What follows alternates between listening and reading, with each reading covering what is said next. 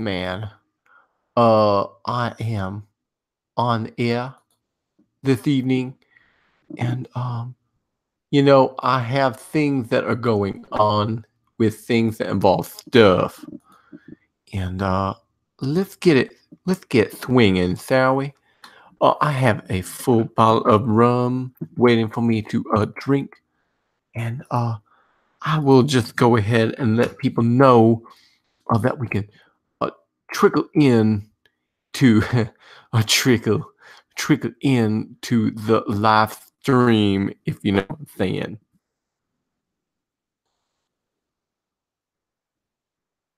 Well. Um, Mary Verdalis and Thomas Gilkey.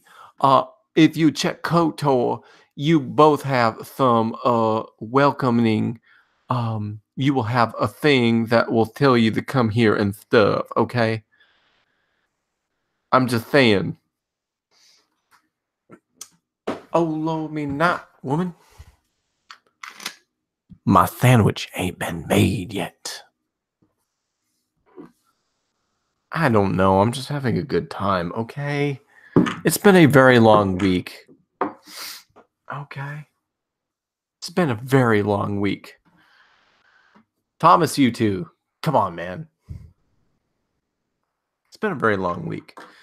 I mean, after all, Thursday, I was completely brain dead. Was it Thursday? Yes, Thursday. I had meetings all day long with brain dead customers. It's either go to sleep early, talk with funny people, and or drive my car right off of a cliff. And I chose not to do that. Oh my God, what is this? Yeah, this is Jeremy Simmons here. Jeremy Simmons. You know what? I don't believe I've met you, Jeremy Simmons. Cheers. How are you? I'm all right, man. How are you? I'm well. I'm well. Do you sweat to the oldies? Come again? Or do you sweat to the oldies? I'm sorry. Oh yeah. What was that Oh, about a sandwich? I like sandwiches, and then I haven't got yes. Yeah, a sandwich. Mm-hmm. Yeah. Yeah. No one talks about ice cream. Ice cream. How many scoops would you like? I'm sure Mary might get it. Oh, you're being facetious now. See, that sounded too much like proper, though. Sound too much like proper. How are you, Mary? How are you doing? I'm sorry. There was something about a sandwich, and then I was like, nope. I just was being funny because you said, "Oh Lord, Jack, what you doing?" Aw, it's okay. I was teasing her about she's doing this funny video. And... Oh, you got that sandwich ready now? I had to switch windows. So. Oh, okay. I was like, oh man, funny. I pissed her off already. It's only been 30 seconds. I thought she was going to make the sandwich. I mean, she left and then she came back, and I was like, damn, that's fast service. Well, unless you're trying to get killed, aren't you? unless she lived down the block from me, which is highly unlikely.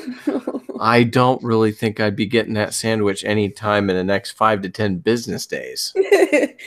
Yeah, I'll make sure I mail it like really slow mail, so it's nice and moldy by the time you get it. And make sure you just put in one of those, bubble wrap envelopes too. It's not in anything that has an ice pack in it.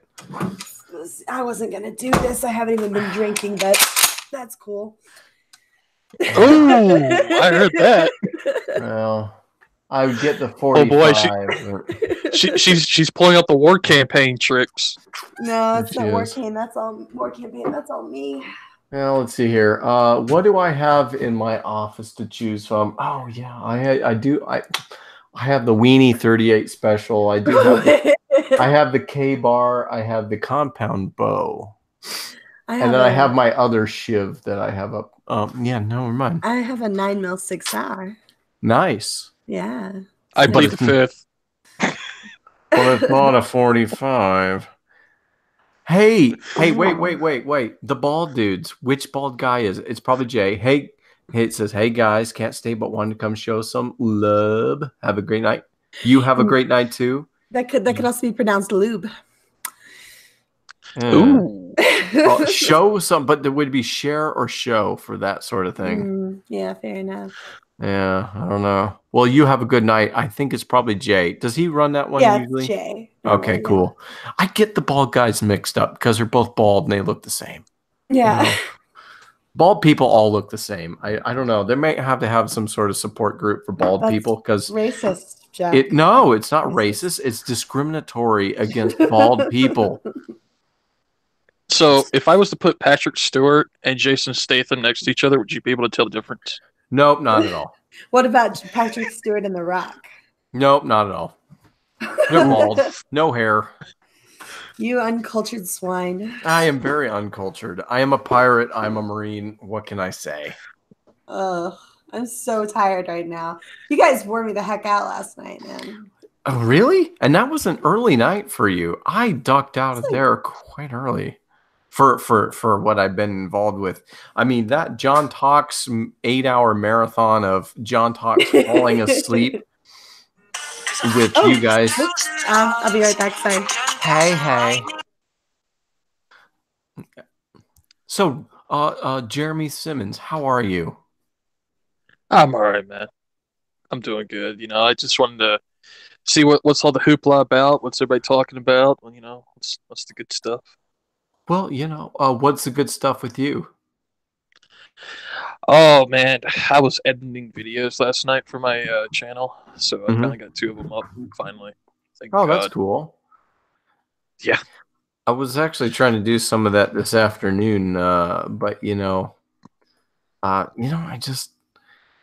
was trying to do one for a football team I used to play with here in my town, and I don't play with them anymore, but I still practice and I keep fit. And I could probably go and play if I wanted to, but so I was trying to do a promotional video for them, and then I got kind of pulled into doing some other things, family stuff, and it's just take the 4-year-old to a playground and have some fun. And I was like, you know what, that stuff, I don't care. Yeah.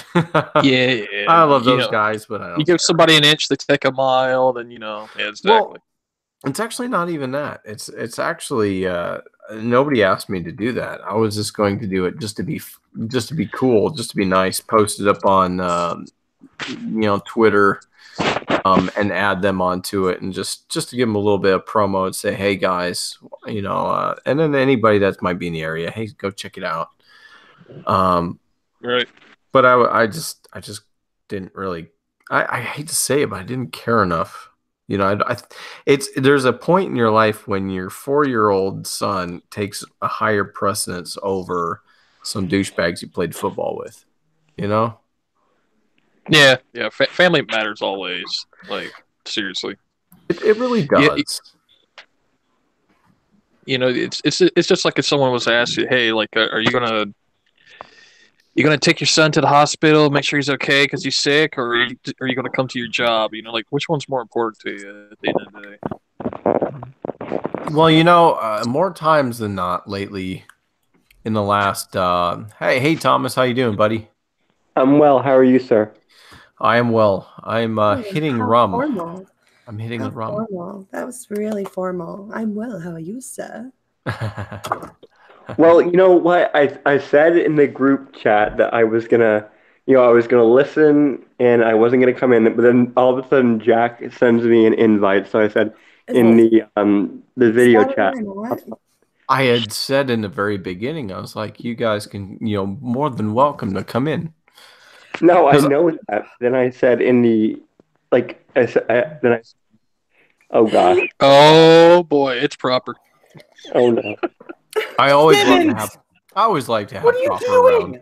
What are you doing here? I'm taking over for you. He's also sweating to the oldies too, so. Yes, indeed. Much like, thank you for waiting until after the Goonies stream to do this. I appreciate that. Well, it was actually kind of happenstance because I was telling sweating to the oldie Simmons here that I was doing a promotional. I was working on a promotional video earlier for a football team I played for here in the regional area that I no longer play for, but I kind of wanted to give them a little love anyway. I said, screw it. I don't really feel like doing this. Went to the park with my 4-year-old, played around, put him to bed and everything, and then I was coming on, seeing what was up. I was asking, hey, there's not really, there are streams. I kind of missed out on most of the Goonies stream, and I know where I stand. I'm a Goonies boy all the way. And then there was Flipped Out, and I was like, So, Proper, I do have to ask you a question about that stream, because I did not pay attention to the chat as much as I should have, and I let the floor for most of the guests. Dick. Not only that, so my question for you is, did that salty nerd, did he finally become a fan of the Goonies at the end of the movie? Or no. He stands by it. Nobody learned any lessons. And that's how adults work. We all stayed entrenched in our own ideologies. I'd actually never seen it before tonight. I literally just finished watching the movie. Which one? Which one? The Goonies. Okay. Which one? There's only one. Well, I thought you guys were doing Goonies versus something else. Can I preface this enough? How did you get another Jeremy on here? Okay, KOTOR does have Jeremy Simmons in there, so I mean, hold on. If we're gonna hold on, all right. Well, hold on. I'll be right back. Okay, just. Oh boy. Well, Jeremy Simmons. I will say something that's kind of like, this should not be happening for another 2 weeks, but this time of the month might come early. So, is it your be down for the Council of Jeremys after the weekend.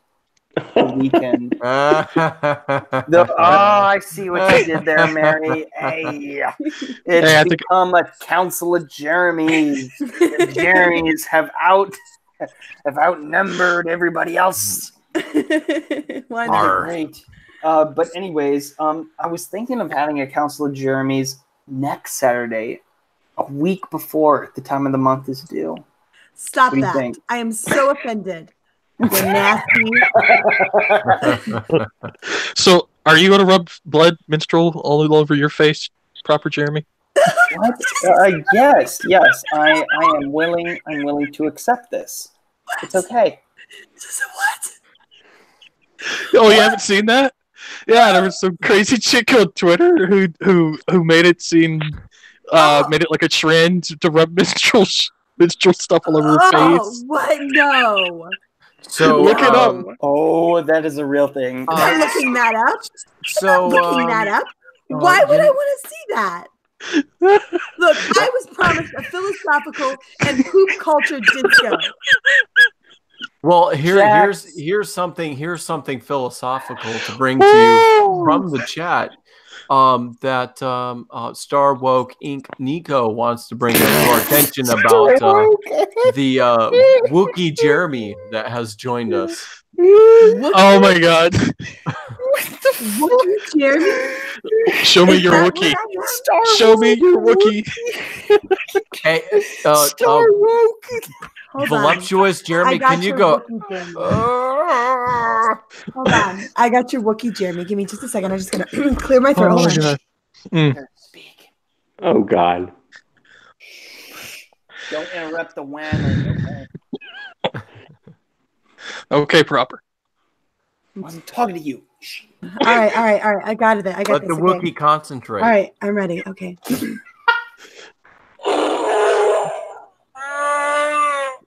There we go. Wow, that was demonetized for trademark. Right. No. It wasn't 10. It was not 10 seconds. Oh, you want 10 seconds? Yeah. Okay. All right. Wait. 10 well, seconds. hello there. 10 seconds, maybe 5 seconds too many. All right, hold on. I got 10 seconds in me. You ready? All right.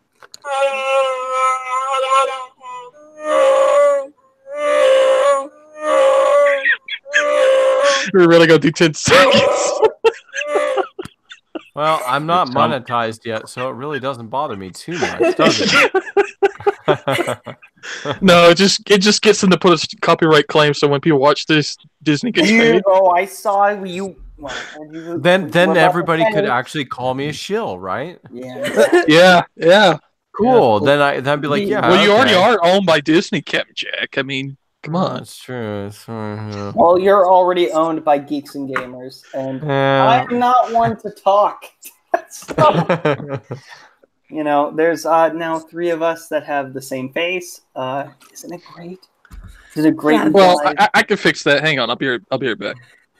Oh no! It's not Wookiee Jeremy, by the way. It's voluptuous Jeremy. Okay. No, Simmons. Why? My number 2 man. Ugh. But at least I have Thomas. At least I have Thomas and Stig, who are normal-ish. Yes, Stig. Hey, there we go. That's Prime cool. Geek Collectors. There you go. That's cool. Yeah, I've never been called normal before, so thank you. I said ish. Oh. Am I going to be outnumbered now? I don't know. Wait. So, well, dude, think about this way. You're going to be unique again, proper. Okay? Fine. I'm not going to. You were the first one, dude. You were like, gosh. Oh. Incidentally, I really resent that Wookiee Jeremy remark. That's my real hair, you jackhole. Well, it's probably just because it attached to freaking Jeremy's face. It looks weird, okay? Like Mary is a Wookiee? Yeah, you didn't know that? Stig, I'm great. Like, you ready? Hold on. Is that a pool toy? I just thought that sound was someone, sleeping with Proper. Mary, I gotta ask, is it that face mask that lady wore a long time ago and made it viral? Yes. Oh my god. Who would I be with? I have that and I have a onesie. Oh, Coconut Jeff has joined the call. Hi, Jeff. Coconut. Hi, Coconut Jeff. Coconut can't talk. Wow. I didn't know that was his account too. Doxed. What? Coconuts can't talk. I'm sitting here at Whole Foods just. Well, speak up, man. Light. Oh god, don't give me this depressing thing, please. Jeff, You know what? You know what's really depressing? You know what's really depressing is living on a shelf like this so long. So long. You want somebody to drill a hole for you and put a straw in you. Would like nothing more than that. I wouldn't. But every time that I roll off a counter, my shelf doesn't break. I can't win. I wouldn't have any qualms about putting you in a nut house. No. Do you want me to drill you? My parents. I was raised. Drain his coconut milk, Mary. Do it live. That sounds kinky. It's not. Yeah, easy. it really did. Shut up. It's not easy. Somehow being raised by Kiwi. Kiwi. I live as a coconut bigger than everybody else. Everyone used to pick on me, and I got so sad. And now whoa! We need to address. We need to address this. Yeah, he says he's being raised by coconuts. No, by Kiwi. I said Kiwi. Do not listen. Oh, Kiwi. Oh, okay. So that's another term for New Zealanders. So you're being raised by Tamara Morrison. Okay, gotcha. Why do you have to make me feel even worse? You don't hang around on hills watching kangaroos, do you? Well, I wish I was. But although it doesn't feel, I'm not privileged. It doesn't sound like the nuts dropped, if you know what I'm saying. Oh God. And then he left again. That was funny though. That was actually a great bit. Yeah, it was actually really funny.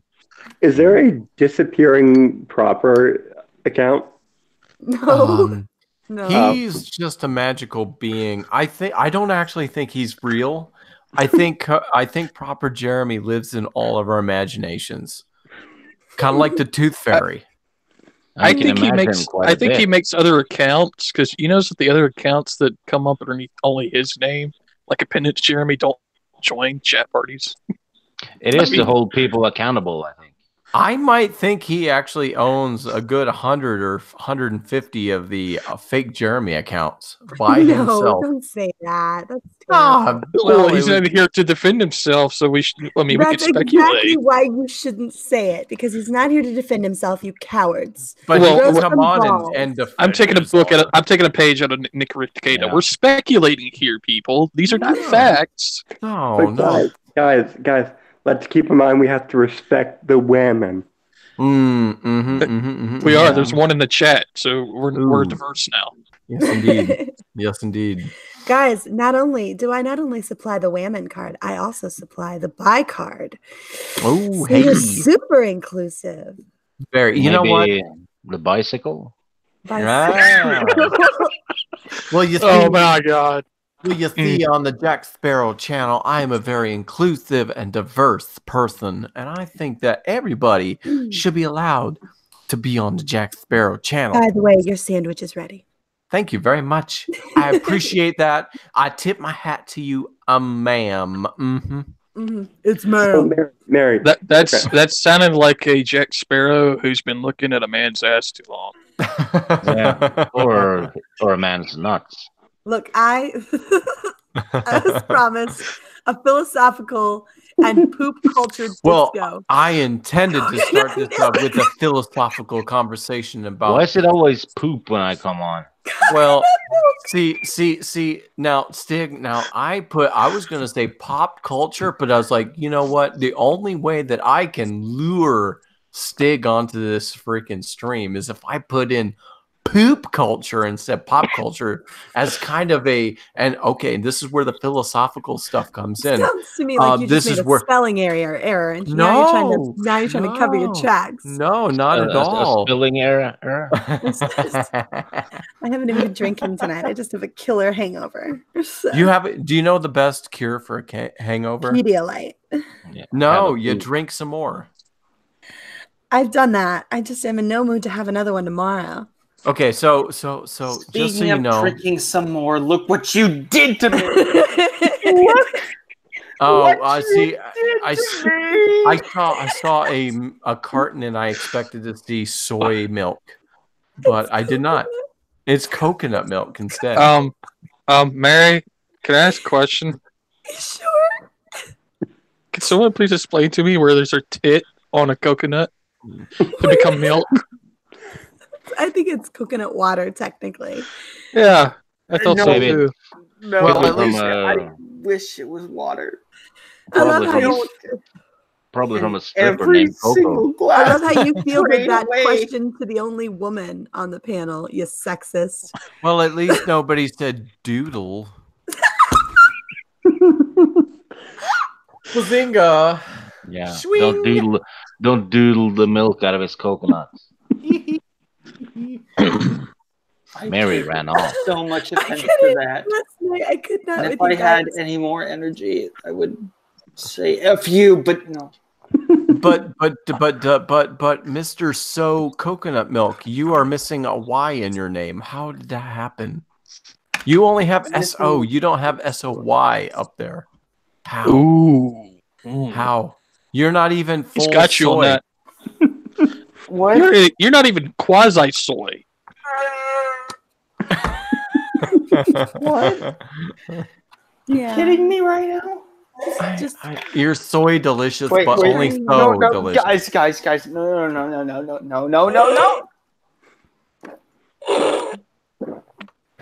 what are you drinking? Soy. That sounded so bad. What do you stop it? That's creeping me out, man. Quit. Now we Chug- know what the sounds of what soy drinkers do. Is that what it sounds like when they're drinking fanboy tears? Because if that is, I'm starting Well- to think that it's not tears. It's somewhere a little bit lower below the belt. Yeah, well, you know, Yeah. this is exactly why.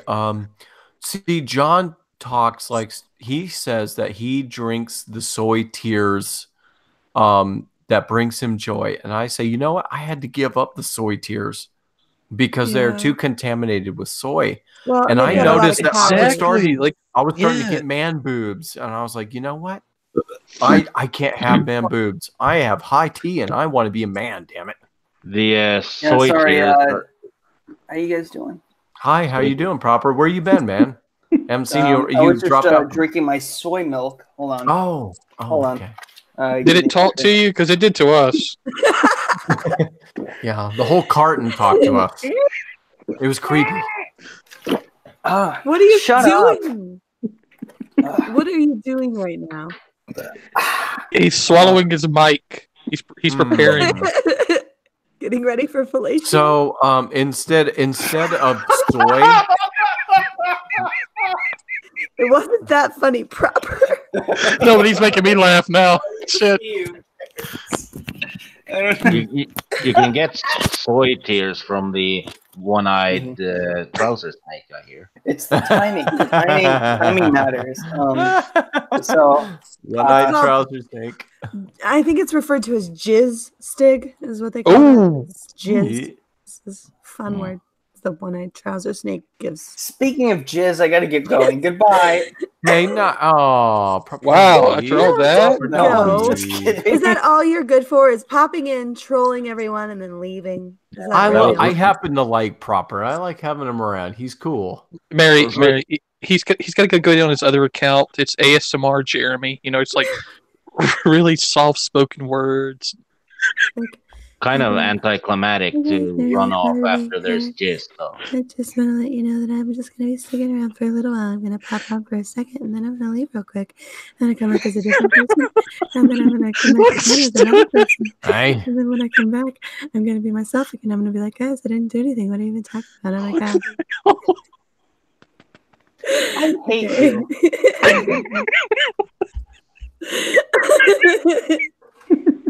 Oh, this is a cluster. This is a cluster. She kicked you in the face. I intended to talk about philosophical standings like Immanuel Kant and whatnot, but instead you ninnies have decided to talk about soy. I don't wish understand to what's play going on Mad right Libs now. again. I prefer rum. I wish to play Mad Libs again. Okay, let's play Mad Libs. I think did we like might be that able to game. accomplish it tonight. Yeah, it was I fun. think so. Okay. And we have wanna do- Ruthie. We have Ruthie, you know. Ruthie. Oh, she said hi bye. Oh, jeez. Come on. Okay, so can someone tell me how to play this version of Mad Libs? Just yes, take it away. not proper. You just Yeah, put you know. down any word that comes to mind, any word at all, no matter how ridiculous it's it supposed is. to be a sentence, you savages. But there's no way with the people in our community that can possibly make a sentence. We could. I think we have some intelligent, well-spoken people here tonight. I think we could accomplish it. Well, I know I'm pretty smart, but the thing is I do on the weekends when I have half a brain cell left from the week of dealing with morons and draining my brain. All I think about is poop, boobs, and booze. Okay? So are those going to be your 3 words when we say sentence? Most likely, yes. Basically, you drink till you vomit on boobs. That's true. Jeez. Can I get like a different spot besides right next to Jay if he's gonna puke Although I might surprise you, Mary. Okay. I'm actually pretty smart. I like to come across as a little stupid. You prefer that. So you're going to subvert our expectations. Gotcha. Exactly. Ryan Johnson style. You know, Captain Jack, I outrank you because I'm a general. You know what Yes, sir. outranks a general? Oh, look who it is. Whammon. Hey, it's Justin Exactly. Schroeder. Justin Schroeder. Well, howdy doody. Hi. Welcome. I hear Who let sniffling. you in here? You arrived just in time for Mad Libs. Oh, Justin. hey. Justin. Okay. Blink once if you're okay. Start the What? word Mary. Start the sentence, you mean? Yeah. Well, that too. It's a word, and then a sentence. We have to type it in the chat, right? And Mary has to read Okay. it aloud for. What are we doing? We're typing in chat. Okay. Okay. So all right. I got this. All right. I got this. Okay. How do I pull up it's chat not again? your turn yet, Justin. Stop. This is how everything gets screwed up. It's not your turn yet. Jack says whose turn it is. It Jay's is Mary's name. Mary, it is your turn. Okay. Justin, you are last. There. Because you came in last. All right. Goodbye. Oh, jeez. All right. That's cool. Typical. All right. We walk the plank. All right. How the hell do I see this chat? Oh, here we go. There you go. All right. That's my Okay. word. Okay. Now let's see here. Let's go with Prime Geek Collectors. You're next. So what? I just type in that sentence. Oh, And word. there's the word. Any word. Any word at okay. all. Did you see my word? There we go. Okay. I didn't see a word. He put that in there. Okay, so his No. word was miasm. Okay. So I'll write it in there. Miasm, yeah. Or miasm. What the hell are you guys talking about? Stop that. Okay. Now, Proper. proper. You can put in a word. Okay. You put in a word after. Okay. So you have. Okay. Put in a word. Now? Yes. No. Okay.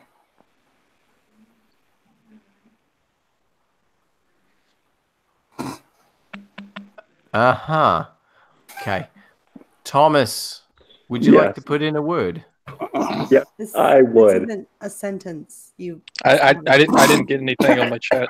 Oh, my word you was don't have the bananas. group chat. Do you have the group chat? Yeah, Are you on your phone, Prime? Yeah. Is it the Twitter one or is it the Oh, that's why. Okay. Oh, no. Yeah, I don't We're have- talking about the chat right here. Ah, Yeah. yes. Mm-hmm. Right That's here. fine. Right So now. he didn't see my word. That's why. Okay, It's so my okay. word was bananas. Bananas. So where do we type miasm, our word? tennis. Okay, I'm a little bit confused now. Thanks a lot, Okay. everybody. Yeah. Parked it in the Quite front okay. lot. This was actually new to me yesterday when we had Sith.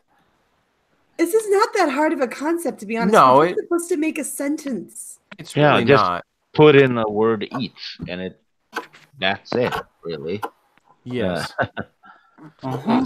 Stig, the fake Obi-Wan Stig speaks truth. Yes, Wow. from a certain Fake point of view. Obi-Wan? Yes. He's Use the real Force. Obi-Wan. What's wrong with you? I don't know. He got The really truth young all of a depends sudden. greatly upon I can't. crap. I can't I be screwed around it up. you. Oh, this is the fake Obi-Wan. I can't be around you. Ugh. What? Hmm. What the hell's going on? I don't know. I'm trying to Just- figure out what this chat you guys are in. Okay, I thought I was so- in it. Your Hangouts, right? Are you in Hangouts? The hangout, Yes. dude. Yeah, type in, like, you float in your little mouse. You, there should be a little blue chat button on the very top left. That should say something where you can type in the chat, and I will say a word. Okay, so all right, I'm in the chat right now, and it has everybody, but I don't see anybody's text. That's weird. Yeah, I only see him saying hi and me awesome. Yeah, that's what I'm saying. Like that's the only two words I see.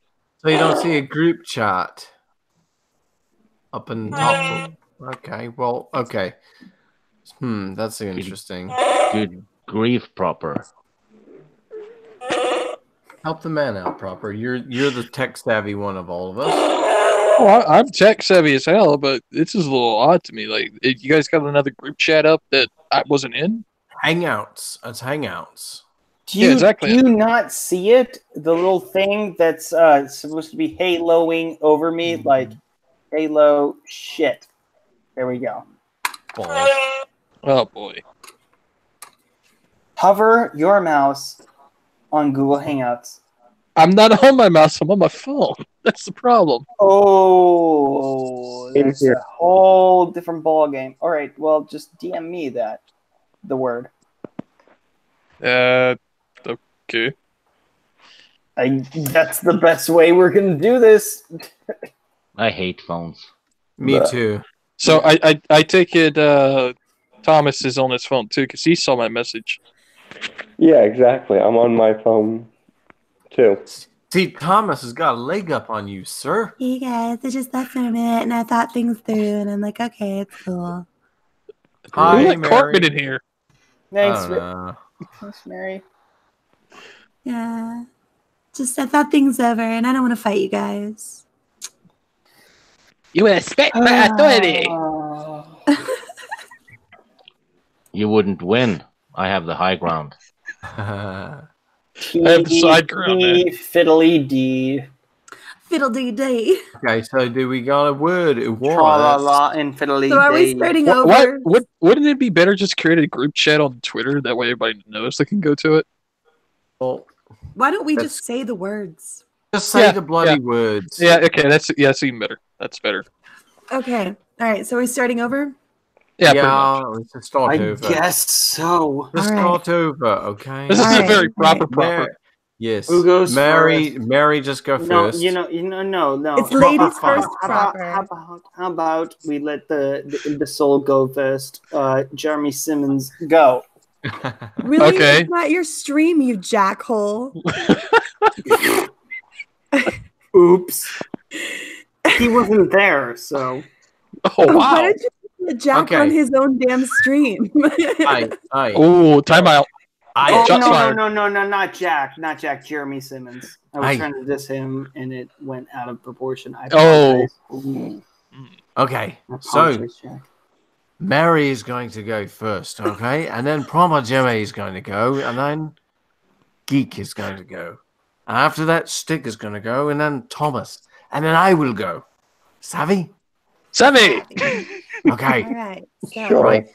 first word is Go. Thank you. honey badger. Honey. Wait, that's two words. Honey badger is one word. Okay, No, it's fine. not. Oh, yes, All it right, is. well, It has a a line woman's to it. word wins, I guess. You know, Honey two badger. words equals one. So, speaking of two words, honey badger. Honey badger is an animal. Proper, please. Word. Stop badgering her, honey. Word. Now. Next Fuck. word. What? No. Oh. Oh, The F word. Yes. There you go. Jeremy Simmons, what is your word? balloon. Balloon. Excellent. I like that. You really Dig. inflated the sentence. Stig, what is your awesome word?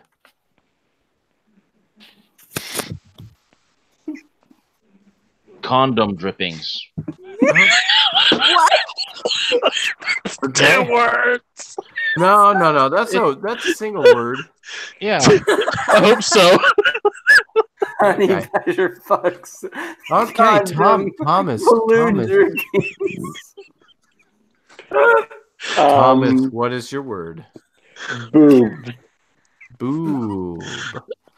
What? Not a sentence. Okay, the next one should be simple for somebody if they do it the right way. It's jackknife. You're doing it the right way. Jack, what are your findings? Wait. Hold on. Let me read it internally and let me think of the perfect word. Yeah. Make sense of it first, please. I know, I'm trying. Ah. Breathe in. Breathe out. I feel like that guy who watched the kangaroo. Yeah. Oh. Come on. Go on, Jack. Oh. Stop good making sex grief. noises and just do it. All right. Oh. This is not a sentence. You people are savages. Honey badgers, fudges, balloons, and condom dripping tubes. And... This is not a sentence. No, it's not really a sentence, is it? This is why we don't have nice things. It can be if you put one word. If you put one word. Can you say it one more time? Yeah, this needs to be repeated as many times as possible. No, it doesn't. Please, one more time. No. Don't Please. do it. So hey. So Mega Jetty in the comments in the chat he wants to say comic writer Gail Simone, you know, the SJW, who went after EVS, actually insulted my aspirations of being a writer on Twitter. Me, a small guy, insulted by a hotshot comic writer who's ruining comics. Wait. So there's an apostrophe there that you missed, and you should have on Twitter. I know on Twitter. Wait, I know. I'm being a grammar Nazi. No, it's a semicolon. It's a semicolon. Wait, did they insult you or did they insult Mega Jetty? Okay. It says, and this is Mega Jetty speaking. Mega Jetty says, comic writer, comma, Gail Simone, comma, who went after EVS, comma, actually insulted my aspirations, my meaning Mega Jetty, of being a writer on Twitter, semicolon, Mega Jetty, a small guy, comma, insulted by hotshot. Fine. I didn't read the chat. God damn. You gotta read it. What does this have to do with it, colon? I'm pretty sure it doesn't have anything Well, to do with you know colon, what? unless he had beans. It's going to go right up his ass unless he provides evidence to me that this happened. I doubt it. Actually, I don't doubt it. I don't doubt it because I've only got one thing to say. Gail Simone's aspirations were only her spreading hers for the editorial. No, but seriously though, agreed. I think that this from Gail Simone is below her. I mean she. I'm sorry. I didn't mean to misgender. Rubber glove. I think she used a rubber glove. Well, is she stealing from me again? Oh my god. Oh my god, this is worse than war campaign. This is worse. Whose war campaign? I really need my Excedrin. I have a horrible headache, and this is help me. Proper, you don't know who wrote War Campaign is? If you were drinking rum, your headache would be gone. No. She really I'm drinking wine right now. Fuck it. I don't care. Hey, Proper Jeremy, now what kind of wine are you drinking and what year? Red, and I don't give a fuck. Red. Okay, so oh my god, are you on your period? Oh, that's right. Yes. Is it not? Is it Merlot? No, is no, it Shiraz? Cabernet. What are you? No, it's not that time of the month yet. You know that. Big bold. Is it? And Jeremy Simmons, I want to ask you if this is okay with Can you. we not call him by the name he's going by on the screen right now? Fine. Don't put the wine on your colon. Damn, knee slapper. All right. For him to do that, he'd have okay? to shove the wine butt up his ass. Should I have a council of Jeremy's next Saturday?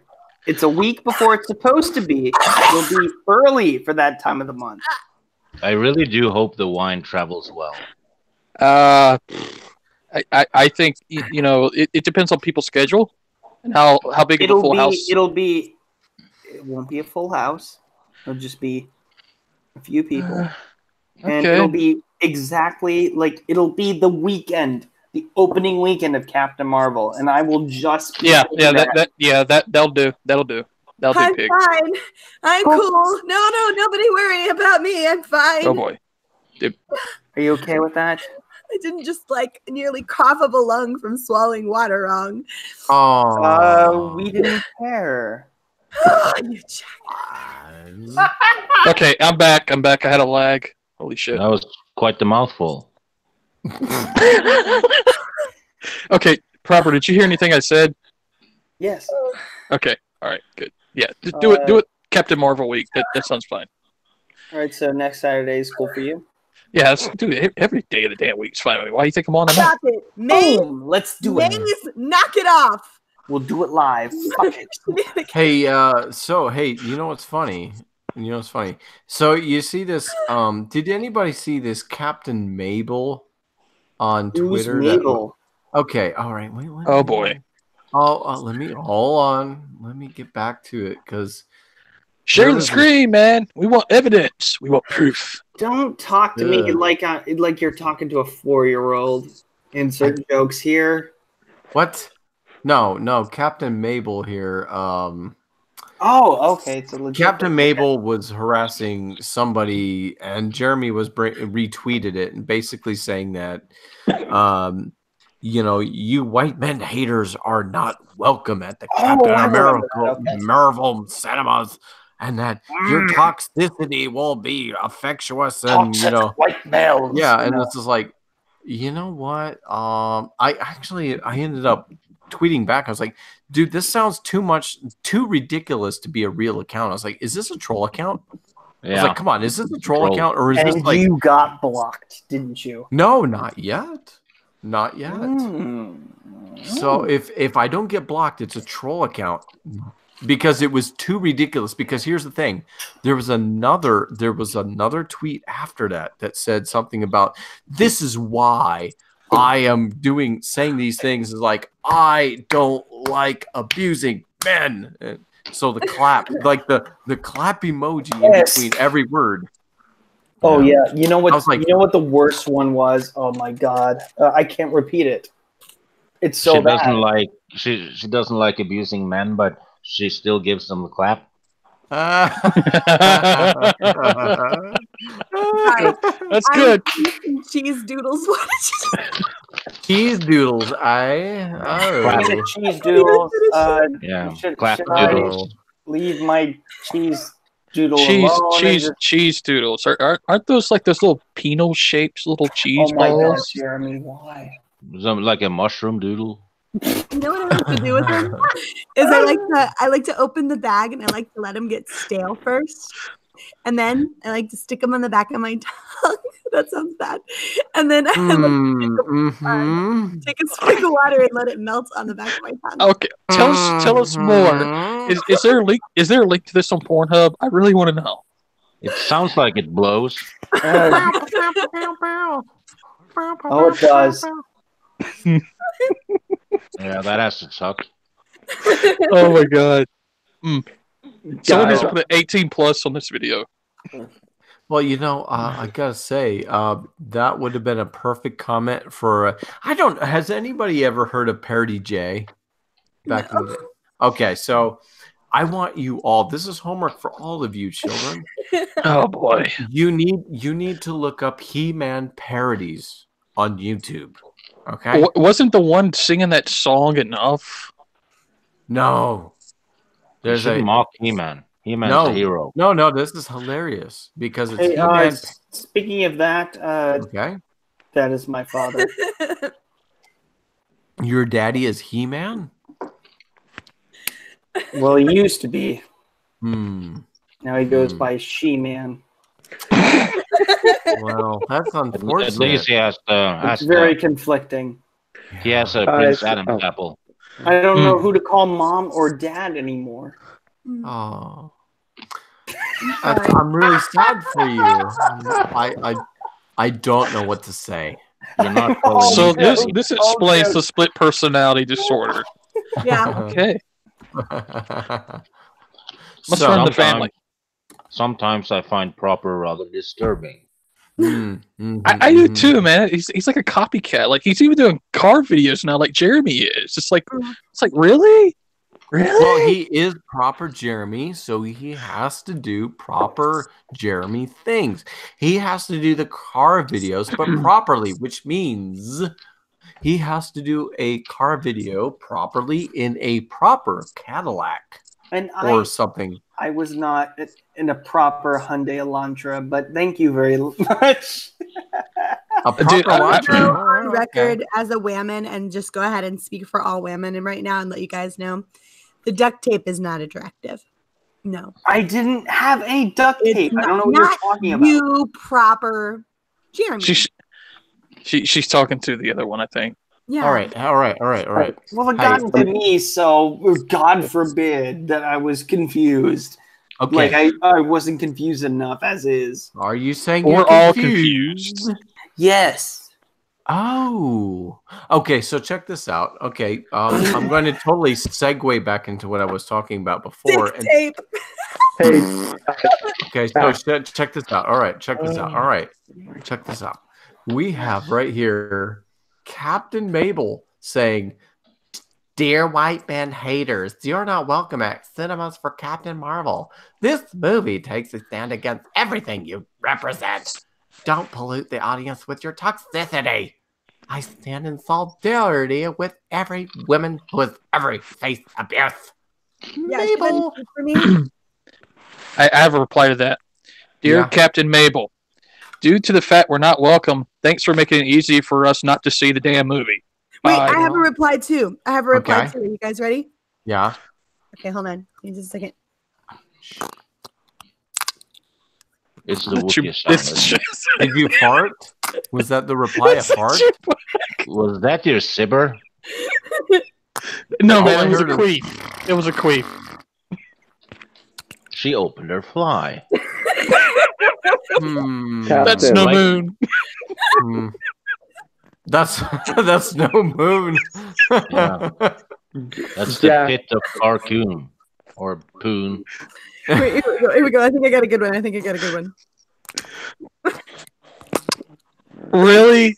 This is what we've came to? Is this degeneracy? This isn't really proper. What the hell are we into, man? Proper, no, I where found are the you to tweet. put the I found brakes the on? tweet I'll put it by away, I'll put it Captain away. Dumbass.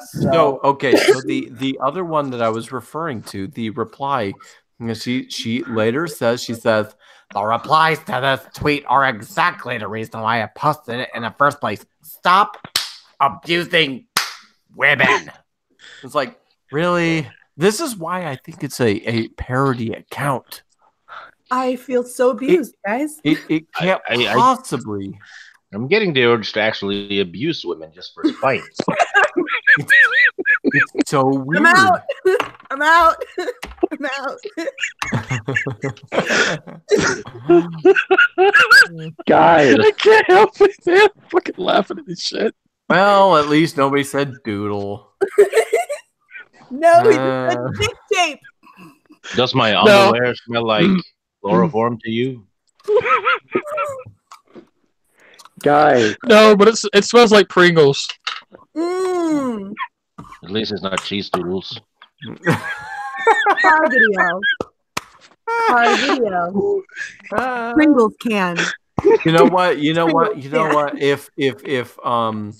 If Jeremy's gonna rock the 300ZX car video, then There we what's go. to say a Jack Sparrow wearing a football helmet can't rock the Honda Accord LXS car video? No, Tom, I can't hear you if you're trying to say something. hello, can anyone hear me? I can hear I you now. can. Yes. Well, I'm All gonna. right, here's my reply. Did for that. someone use dick tape? Submit. Um, All right, I'm fun. gonna have to get going because I have work at 8:30 tomorrow morning. All right. Well, you get some sleep and you have a good night, okay, brother man? Thank you for letting me be on this stream, Jack. I Dude, appreciate it. Dude, you are always welcome. You have an open invite, okay? Thank you. Bye. No problem, buddy. All right. Hey, Thomas. Take care and be well. Thomas. Take care. I Yes. have one thing to say to you. What? You're a great guy, and I appreciate you being here. Even though you didn't make me a mod on your stream, and I said, Oh, Two good boo, things. you have Ooh. to earn it, and you didn't ask nicely. So, fuck off. Ah, Hey, You can I say didn't something? ask- Hey, man. Damn. boys. All you had to do was just That's be. toxic All you had to do masculinity. was just All you had to do was drink the soy milk, Tom. That's all you had to do, buddy. No, Tom, no. All you had to do was just be like, "Hey, can I please be a mod?" Sure. You didn't say that. You said you had to ask nicely, and I did ask nicely. You did not. Can I say Oh, something no. to Thomas? No. Yes. Thomas, Yes. the horse will be with you always. Thank you. All right. Good night. Hey, Prime. No, wait. Good night, buddy. I'm gonna need you to do me a favor, Prime. Okay. Stop posting Momo crap everywhere. Momo? You What's like that, huh? No, I don't. It's horrifying. I need to sleep at some point, and you're haunting my dreams, you friggin' nightmare of a person.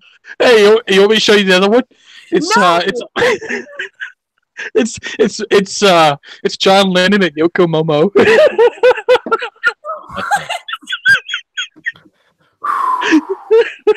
Yeah, and it's probably Momo Alone with Macaulay Culkin. Oh shit, that's a good parody. Oh man, Throw Hey, Momo Matt. off the train. look at this thing. Ah. I know that. Hey, Stig. I know that reference. Oh boy. I know that. Does anybody else know that reference? I feel really special right now. You I should be. I was laughing so much I missed the reference. I'm sorry. Oh well, no. Stig said, "Throw Momo from the train." Yeah, I got it. I know that movie. Danny DeVito and what's his name? Yes. You know. Okay. What about Proper Jeremy? I'll be really impressed if Proper Jeremy knows that one. Yeah. Really? Mm-hmm. Dude, you're like 10. You know that one? Mm-hmm. Wait, what are we talking about? I was eating. We're talking about the old lady you just saw in the Goonies in this movie. Yeah. What about her? What about her? She's in this reference to this movie that we were talking about. Throw Momo from the train. No. This just got really weird, guys. Throw Mama from the train with Danny DeVito.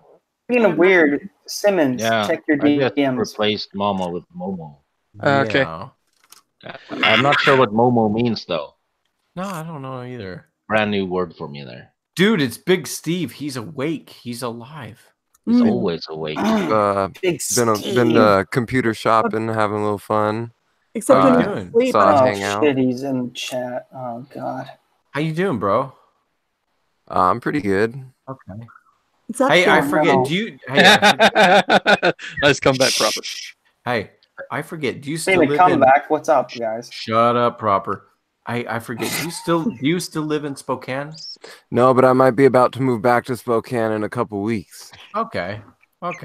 Well, can you do me a favor? Yeah, of course. Can you let me know how it is there? I know I'm how just- it is, but what do you want to know? I know when I went to Marines and I left, it was basically everywhere well south of Wellesley became, meth city until, you get Okay, to, it's a lot worse. How long ago? Because I used to be a drug dealer in Spokane, and so if we go back, like I could talk about the price. The price of meth is 1/3 of what it was 12 years ago. That's crazy. So what But you're that- saying is that it's not a metropolis anymore. No, it's there's more people. There's more meth than people want to buy. It's explode. It's raining. It's absolutely just. It's in bad shape. So you're See, saying that's this is where I go to get my meth now? What? No, you know what? This is actually serious talk here, Mary, because I spent from 8 until 17 in Spokane before I went to the Marines, and I've always thought, hey, I liked Spokane for what it was because it's beautiful and they have trees and there's green and I like the Four Seasons, but I have a connection. Big Steve, he has a connection with the place I grew up in. Right. So I need to know, hey, am I going to go back there and raise a family and have have it be worse than it was when I left? They've actually built a nice Methodist church down there. There are a few of those. There's neighborhoods in Spokane, but you have to be pushing 6-7 figures if you want to live, if you want to be able to afford to live in them. and then getting the kids to school might be a little difficult. Basically, the rich houses on the hill, but well, hey, tell me this. This doesn't dox me in any way, shape, or form because nobody knows me. Hey, what about Meade High School area? Does that still be an okay area? You know? Yeah, my cousins went to Meade. I'm trying to think. Is Meade? What is that on? Hawthorne. Driscoll. Hawthorne, and where? Hawthorne Division 395. Over by Northtown. Right? Yeah. Okay, way north of Northtown, up there where you go towards. Yeah. Okay. Yeah, I got cousins. My cousins Brandon and PJ went there, but I didn't go there. No, that neighborhood's terrible. Is it? Oh, you freaking kidding me? That neighborhood. Oh wait, no, Meade. Well, Meade High School. It kind of okay, Meade. Yeah, it depends on kind of how you look at it and what parts of Meade you're at. I mean, Meade is still kind of Meade, but pretty much in general, Spokane has really gone downhill. It started in about 2003. They did a roundup of all the meth cooks, and they went and busted all the locals. And then over the next 6-7 years, the illegal immigrants brought over massive amounts of drugs. Massive amounts of meth and heroin. And when I was a kid, the pill thing was really big, smoking Oxy 80s. And so people, when they went away, they just transitioned to heroin. So now the heroin and meth, like, you just walk down the streets and there's tons of obvious tweakers. Like, the 60% of drug users, you can't tell they're drug users just by looking at them. And so when you can see that many of them. So what you're saying is they're functional addict then, huh? They will steal all your stuff for that kind of function, and it's really hard because what used to be nice neighborhoods 10-15 years ago, it's like, well, there's nicer and less nice, like kind of like there's places in the valley or on the South Hill or on the like the North Hill, kind of up by what would you I haven't been to Spokane much the last 4 years. I lived up there. I lived up there, north side. Up north past the Y. Is that area okay still? Ish. I gotta keep going. All right. There's areas. Are you leaving? Okay, wait. Proper. Are you leaving? Yes. Okay. Well, you have a very good night. Okay. And you as well. Have a proper. And you enjoy your red wine. I will try. I'll try. Okay. Sleep well. Don't Big Steve. Yo. Bring it. Wait, don't let anyone insult. Oh, I didn't even get to say what I wanted to say to him. Damn. I was just telling him to put the lime in the coconut. Don't shake it all up. Oh, dang dong it. Well, I think I'm gonna head out too because I do have a killer headache and I'm so incredibly tired from yesterday. So. Well, you have a very good night and take a bunch of Excedrin or something and feel better. I took 2 a few ago, but. Oh, okay. Yeah. Well, don't overdo it. I like my. This is why I don't drink. Be careful with that coconut milk. Well, Mary, have a good night, okay? All right. Good night, everybody. Take care. Later. Well, thanks for stopping by. Bye. Bye. I know was full. Yeah, so I'd say, I'm going back to Spokane mainly just because I gotta do this parental battle. But like right now I'm in Ellensburg. It's not quite as it's nicer to a little bit nicer to white people, but there aren't as many SJWs over here. And there's a lot more rich people, so it's different, but it's nice over here.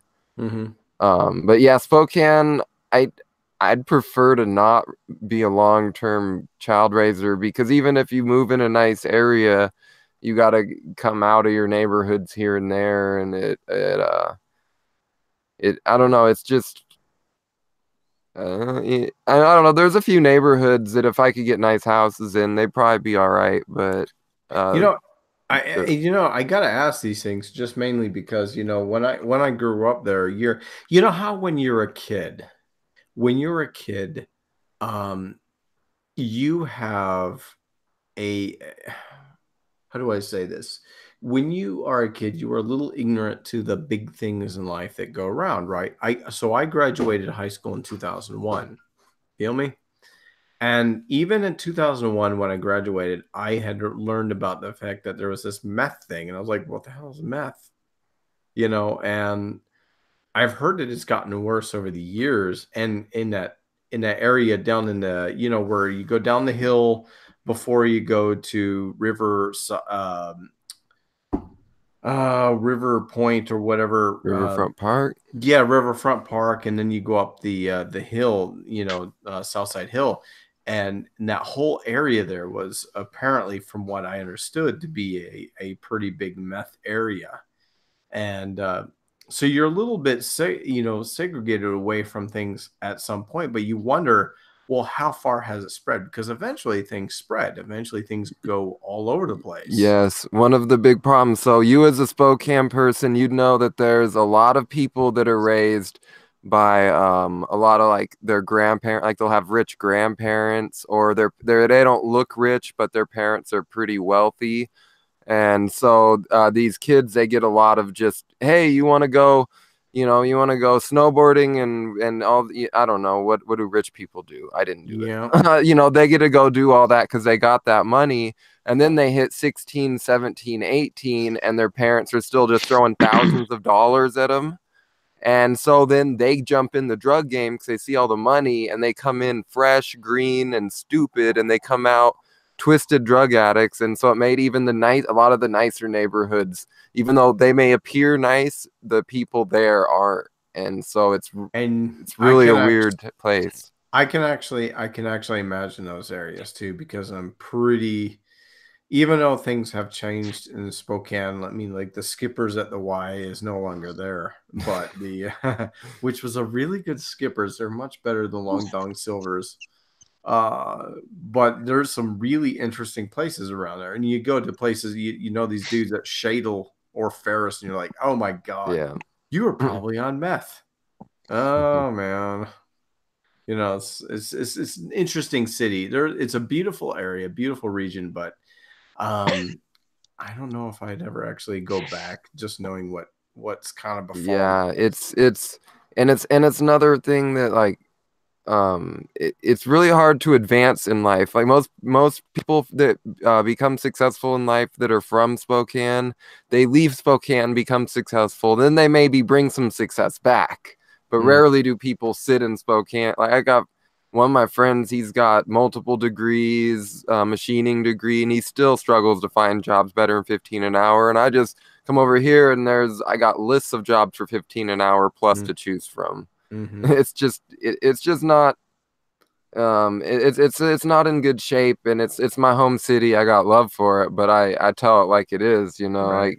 It's easy to be betrayed kind of by how areas look nice, and people think nice neighborhoods means that this and that's good, but I watched as those neighborhoods, they may look nice because grandma still mows the lawn, but little Johnny grew up into a turd bag. Yeah, well, I mean, dude, I left in 2001, so what does that say?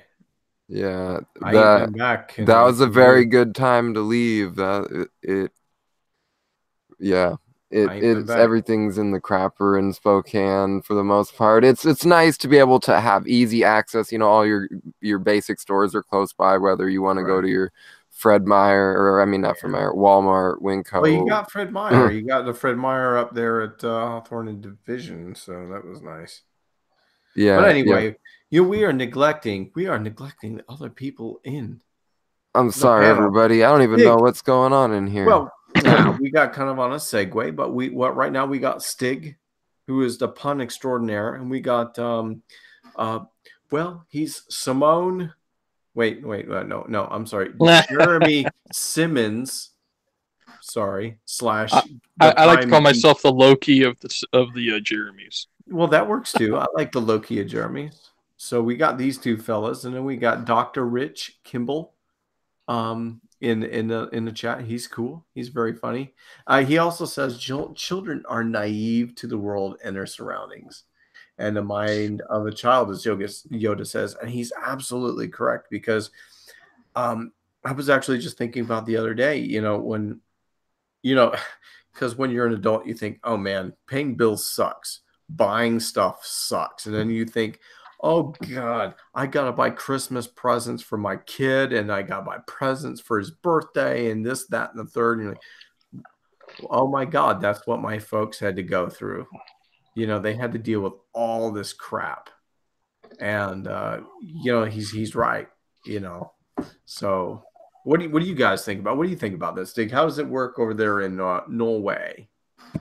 The same as over there. You buy the kids presents and toys. Yeah.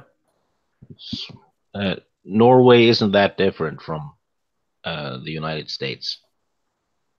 Yeah, we're civilized. Yeah, I bet you just in America you could find some pretty big diversity, because what you just said, I feel pretty much the opposite about, because like where I grew up, in households where, parents could disappear for days. You already know, which adults are on drugs, who the dealers in the family are. Like I started dealing various substances when I was 13, 14. So when it comes time to like pay bills and buy stuff for my kids, I actually have like the opposite feeling. Like, yes, like the opposite of what made my life terrible so that I couldn't really be a child. Yeah, and even though I'm not the one that reaps the benefits, my children do. If that makes sense to you, it's like, well, I got punished for something I didn't do wrong, or I missed out on something.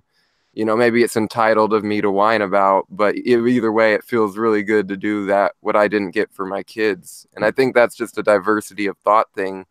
I feel weird, different. It doesn't seem weird, but maybe it seems a little different. That makes kind of sense to me, I think. I think every generation has that. They want their children to have what they felt that they didn't have, right? And so they provide whatever they can that they felt. Well, I like you. How old are you? How old are you, man? I'm 32 years young. Okay. I'm just a baby. All right. Well, so you're 32. I'm 35. I turned 36 in July. So we're about the same age. We're very, very close in that regard. So you and I would understand the Super Nintendo thing. Stig, you would definitely I think you would understand the You'd understand the Commodore thing, huh, Stig? Hell yeah. Yeah, I was a few years before you guys, so I was a Commodore 64 fellow. And I got a PC after that. Hell yeah. So I still have the Commodore. I think I'm the baby of the group. So how old are you, Prime Geek? I'm about to be 25 in April. Well, hey, you know what? And this is not to feel bragatory or anything. But I will say, and my other panelists can feel free to disagree whether or not, whatever. I do not feel 35. For one thing, I talk about farts and poop and all sorts of things that a 21-year-old would still talk about. That's not to say I can't handle my business at work and handle my business in life. I just find those things amusing and they're funny. On the other side, I still play football. I still train for football. I felt like, for example, today I went out and I did a badass workout. I felt great. I was out on the football field. I did all my drills. I left there only because my cleats that I've had for maybe 10 months are wore out. They're completely wore out. And I was like, dude, I left stuff on the field after 2 hours. I feel 25 years old, and I feel great. You know what the trick is? What's that? Well, I'm going to give you some wisdom. I love wisdom, Obi-Wan. Yeah, it goes like this. Be a kid whenever you can, but be an adult when you must. Yes, that's very good. Very beautifully wise. Dude, it's simple but very wise. I mean, Yes. Because you have to be a kid when it comes to your own children. Or, I mean, I'm sorry. You have to be an adult when it comes to your own children. You have to be an adult when it comes to your work and finances. But when it comes to your own personal life and like just enjoying life in general, being a kid is very important. And I don't feel significantly different than I did 10, 15 years ago. I really, really don't. I haven't let myself because guys, I work with engineers, and this is where the whole philosophical stuff comes into this whole thing. And I know you guys, I don't know you as well, Prime Geek, but I assume you can kind of glean something out of this. But you other two gentlemen, and maybe Doc Rich Kimball, you know, he's a veteran. I know he gets this. When you live a life, there's times when you feel your age, and then there's times when you really, really don't. You don't understand, well, where's the time gone? Where is what this age thing is just a number. 35? Really? I mean, what is 35 really supposed to feel like? Am I supposed to be like, oh, damn, I got up today. My freaking knee just really hurts, and I can't sit on my butt because I got hemorrhoids. You know, it's like, how are you supposed to feel? I mean, how are you supposed to really feel at whatever age you're at? I don't get it. I always used to think, what do old dudes talk about? You know, guys in their 50s and are talking about the retirement plans and stuff. Well, you know, Mabel, she got this retirement plan, and I'm thinking about getting this retirement plan. And, you know, I had to sit on a cushion for a week because I got freaking the piles. It's like, what the hell do you talk about? You know, what the hell do you do? I think if you manage to keep the interests and hobbies you had when you were younger, for as long as you can, I guess, the younger you'll stay. Yeah, that's what I mean. Yeah. It makes sense to me that so far how it's working. I mean, just do whatever makes you happy, really, whenever you can. Yeah. Well, it doesn't matter what it is. Just you know. Well, what I was about to say is, well, look at Ethan Van Sciver. I mean, the man's buying action figures and Jabba the Hutt statues. I mean, he's loving life. You know, he's being a big kid while also being an adult and paying for his wife and making comic books and self-sustaining himself. I mean, yeah, that's a great role model in my opinion to look by. Well, you know what's really funny about EVS? You know, we are as completely different as can be, because I mean, I left my drawing capabilities back in like high school. I haven't drawn anything meaningful. I actually recreated. I don't know if any of you guys are familiar with Batman Nightfall, the series Nightfall. Ooh, doesn't ring a bell. Oh, good grief! You're probably too young. I'm sorry. Probably. But Stig, Big Steve, do you remember the Batman Nightfall series when Batman got his back broken by Bane? Yeah, I didn't that one.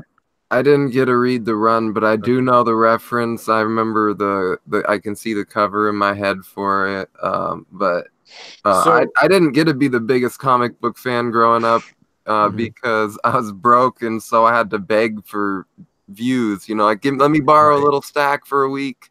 Yeah. And one thing I was the most in was Spawn, though. Before that, it was X-Men and Spider-Man, Venom, and Carnage. Yeah. They were hard in the 90s. I don't know why. I just loved all that stuff. Hell yeah. Jack, yes. It wasn't that I wasn't too young. It's because I wasn't born. Well, Yeah.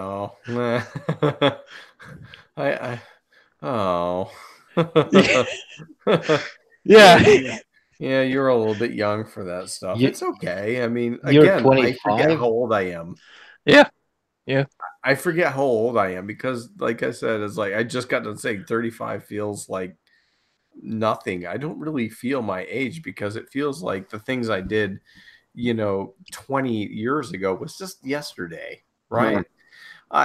And so that kind of goes with what I'm saying is that, like, I wasn't a big comic book collector, right? But I could draw pretty well. not nearly as well as Big Steve here or EVS by any means could ever do, but I enjoyed the Clone Saga from Spider-Man because it was freaking weird. I loved the Carnage stuff because it was also freaking weird. The art just blew my head when I was a little kid. Yeah. The Carnage art and Venom, Venom was one of my favorite anti-hero slash, weirdo kind of. I was like, dude, he's got Spider-Man powers essentially, but he cancels out Spider-Man's own powers. And he's huge and he freaking, wow. I was like, he was always cool. And he had a badass suit. He had the badass freaking look to him, black with the white. Yeah. Because he came out of the Black Spider-Man outfit. That's my favorite one. So yeah, it's mine too. It's like, well, shit, I don't know. The Black Spider-Man, so like the 80s Spider-Man, that's also like my favorite run. Yeah. At least artistically, I love to look at it. 80s and 90s had some of the most, and this is coming from a guy who was on a periphery, right? If a guy on a periphery, I'm not a comic book nerd, but I can appreciate, and this is why I support Comicsgate, for example, is because I can appreciate the art. I can appreciate the things that they were doing back in the 80s and 90s with the comic books. And this is coming from a diehard comic book fan. But I also really enjoyed the DC comics at the time with like the Nightfall trilogy with, Batman getting his back broken by Bane and having to get this John Paul Valley Azrael guy to fill in while he does all these weird things to try to get his back fixed and all that. And you got Azrael going off the freaking rails and doing stupid stuff and, ending up, in this weird armor and, and battling all these dudes, kicking the out of freaking Bane, ended up battling Batman for Gotham. And it was really cool. A lot of people hate on it a little bit, but it was Azrael Batman was a freaking badass freaking thing, dude. And I recreated one of the it was in the issue. Do I have the issue? No, I don't have that issue, and I don't have a webcam, so I can't show it. But I do have one of the issues after, because when I left Florida, I kind of forfeit a lot of my Marine Corps and the few comic and trading cards paraphernalia that I had with my ex. I really don't know what happened to that, but the thing that I really miss is I recreated this whole thing when Azrael Batman is debuting his new armor that he did when he's going to take on Bane, and he's jumping off a rooftop, and he's all spread, and he's got his new armor out. He just looks just freaking beastly, awesome. And so I sketched that out. I drew it out, and it took me days to draw that out and then shade everything out. And I have two different variants: a version 1 that I did quick, and then a second version that I did that took me probably 3 or 4 weeks, because I used to be an artist, but I'm not like EVS. And this is the thing, where I get really pissed when SJWs talk about how, oh, you got time to make freaking, YouTube videos. How come you're not finishing your comic yet? You're a dick. Well, you can't draw for 20 fucking hours. No, your hand, you know what? My hand cramps really quickly after drawing or writing or anything. I'm sure that EVS's writing hands are really strong, because I can go for incredible amounts of time, but you know what? It drains your something in your brain that makes you not want to draw, and that you cannot drain it to empty, because then you're gonna need to take a few days off, and then you're gonna be out of the loop, and that's something you never want to do if you're in a project where you have to be consistent, You gotta have your time off and relax, and he's doing Comicsgate, and I fully endorse that, because that is kind of greater than his own personal project. Even though I want the book, I don't know. He's such a strong member of Comicsgate. Like, I'm in all the gates because I'm a gamer gator. That was like the first gate, and it's the same people attacking everything else. So yeah, you know, even though I wasn't huge into comics when the gates happened, you know, like Star Wars had been, you know, happening, and it just, I don't know. I don't like SJWs. So no, I hear you. You know, if I hear somebody getting called a gator, that's like, well, I guess I'm one of the gators. Who are the gators? Nice to meet you. Serious. Because you know, the thing is that happens when you draw, and let's say it's not just the fact. Okay, so when you look at it from EVS's standpoint, he is the artist, the storyboard, he is the editor, he's everything, the writer, everything. He has all. And so when these SJWs freaking attack him for all these things, they think, oh, well, all you do is you just draw some pictures. It's like, no, you're an idiot. You don't understand the way this works. Well, some of them understand it because he's been attacked a bunch, like for not having an editor and not having a writer, and you know they'd be like, "Well, this illustrator." Well, how is he supposed to? I mean, and they just fucking make everybody go away when they attack people. You know? Exactly. See, this is his only way of actually getting it done the way he wants done. This is his freaking story. Yeah. This is his freaking character. This is his freaking creation. This is the only way that he can get this out the way he wants it to. And therefore, you know, it takes hours upon hours. You know, you see these panels. You look at what's the average? Does anybody know the average length of a comic book is these days? What, 40 pages? Well, I think they're it depends on shorter than ads, but it's like 32 or something. Okay, so all right. Maybe some of them rack up to 40 with all the ads in there, but I'm sure they go absolutely bonkers with the ads. I don't even know. I haven't been getting into them.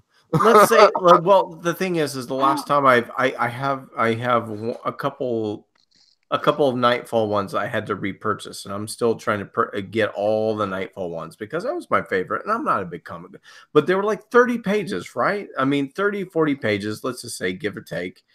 So he has to do all of these 30-page drawings a special way with special utensils, a special size of paper, and he has to draw them perfectly the first freaking time.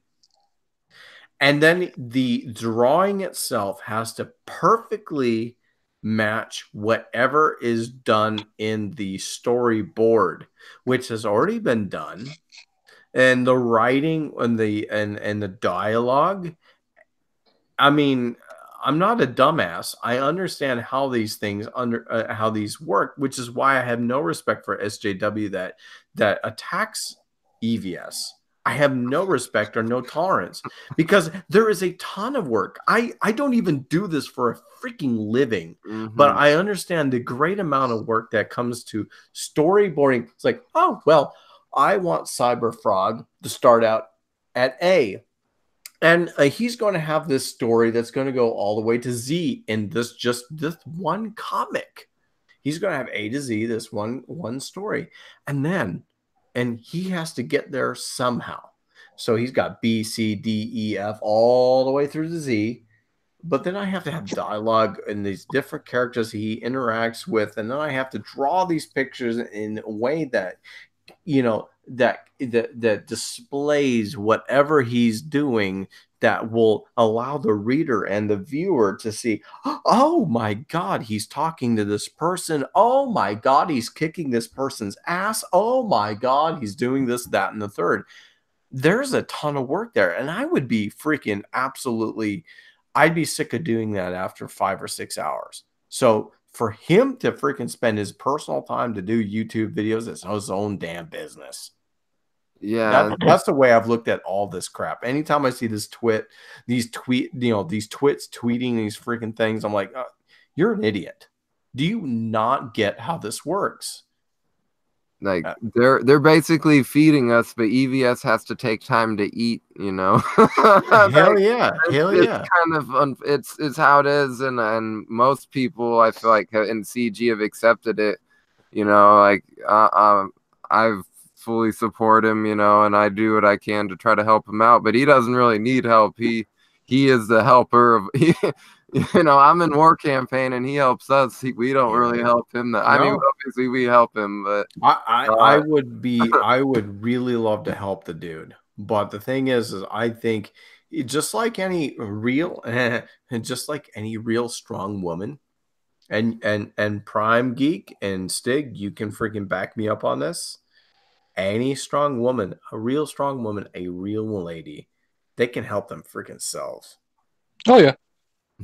And EVS can help him freaking self. You know what? I can be there to be it. I'll be like, I'm in his corner and I stand by this man. But guess what? He's got more pull and he's got more ability than I do. So he's an alpha male. He can help him damn self. He's good to go. You know, women have to be pretty damn weak if they have to have all those soy boys defending themselves. I mean, that's really at the bottom of the barrel. Boom. Well, it kind of defeats their narrative, doesn't it? Like Yes, they don't need a man, but then you have all these soy boys who want to be cucks about it and try to defend them, and they allow it. I mean, that's like an oxymoron. It really is. It's almost like a paradox, really. Well, the one thing though, there's actually really a lot of what people call gay ops going on out there, and we do a pretty good job of exposing them and breaking them down before they can do a lot of damage. You know, at the War Campaign, that's pretty much what we specialize in, is attacking those, because those things are so destructive. You know, like that's what every gate basically is some. Well, they destroyed Gamergate from within side, from what I've been told. I wasn't part of that. Not really. That's I wouldn't say that. Gamergate just fizzled out and people just didn't really realize it, so they kept attacking it, and it was like the Gamergaters all left. Like, what are you attacking? You're beating on the old dead carcasses and buildings. Like, this battle, everyone went home. Did you see that list of the anti-Gamergaters, you know, where they are now? Oh, jeez, no. A whole pile of them have been arrested for sexual assault, rape, child pornography. It's insane. And we were in Gamergate, you know, we found a lot of stuff out, but we couldn't really do anything. And like, if you go and look at like even the Wikipedia, they don't say one truthful thing about Gamergate in the Wikipedia. It's crazy. Like, they censored Gamergate like off the internet, unless you go to places that directly were big Gamergaters that explain it, you know, in video. But otherwise, it's just not written on the internet. That's not surprising. Does either of you other gentlemen know? Actually, any of you? Does any of you know who Mark Dice is? Yes, it sounds familiar. So, if you were to look at Mark Dice's Wikipedia page, he's in the middle of a conniption with them, because he's basically in our corner. There's some things I don't agree with, because he's a statist, and I'm not a statist at all. But he really believes in free speech. He believes in, you know, he's basically on our side. And in the end, he's on our side. He's our kind of people. He has a communications degree. They have completely, on his Wikipedia page, they have completely blocked all of this information about him that's relevant. That is, well, he has credentials. He has this. He has that. He's an author. He's written like 5 or 6 books by now, since 2002 or 3 or roundabouts. And he's an author. And he's very intelligent. But just like with the other one, you know, with the Commonsgate, they're withholding this stuff, and they're, you know, pushing back. They have special moderators and stuff that are not releasing information and blocking information because it doesn't fit their narrative. Mm-hmm. Yeah, and then we're really effective in War Campaign. And what we do is we go and we dig up their stuff in their history, and we use that to expose them in front of their own massive audience. And then we advertise for our friends and our buddies. And it's funny when we're able to go and actually check the analytics and be like, oh crap, we actually raised a bunch of money doing that. Yep. Yes. And I mean, how many videos did you see? Did anybody see the video Jeremy from Geeks and Gamers did earlier today with his car, with him getting his 300ZX? He's like, oh, I just bought myself something nice today because you people freaking made me a bunch of money because you were being idiots and you made me money. And it's like, I want to make one of those freaking videos so badly because I just want to say, hey, you idiots. Do you realize that everything the Quartering says, Jeremy says at Quartering, he says about like hooking you up and plowing the field with you is true because they run their mouths, they say stupid things, and then guess what? That generates revenue. And their win, just like Jeremy from Geeks and Gamers says, their victory becomes Jeremy's victory, not their victory. You know that stuff swings both ways, right? Whenever a shill site hosts, a pro Last Jedi article or something about Brie Larson, the people that are against SJWs click the videos and promote, click the articles and promote them by talking about them in videos. Yeah, that's I think why a lot of people do them in videos, so that and then they don't leave a link because so that people hopefully don't. It's like, look at the retarded stuff they say, but please don't go visit and give them no money and views. Right. Well, it's just kind of like, I don't know. Were you That's here? What I always hope for. I'm sorry. Yeah. No, hey, I actually had a thought earlier while you guys were talking, and okay. It's about what you said about not feeling like you're 35 and, time goes fast and all that. Mm-hmm. When you're 6 years old, 3 years is half your life. Mm-hmm. When you're 35, 3 years is not as big a percentage. Right. Which makes it look smaller. Right. And faster. Yeah. I think that's the thing. That's actually exactly what I've heard. A good friend of mine, won't say his last name, but I'll say his first name, Clay. He actually lives in Japan right now. He teaches English and some history at a school in Japan. He's a couple of years older than myself. He's fluent in like 5 languages. This guy, I remember we had a long phone conversation years ago, and he was talking about exactly that, Stig. He was saying that, when you're younger, when you're 12 years old, and you go on, for example, you go on Christmas vacation. I don't know if they do Christmas type vacation in Norway, but in America, generally, you get about 2 weeks in Christmas vacation. And when you go on Christmas vacation, you that amount of time seems to stretch forever. But that 12th of your life seems to take forever. But then when you're 24 years, and that's only what? Half of that. That seems like so, like it's instant. And I just saw it this last Christmas at my 35th year.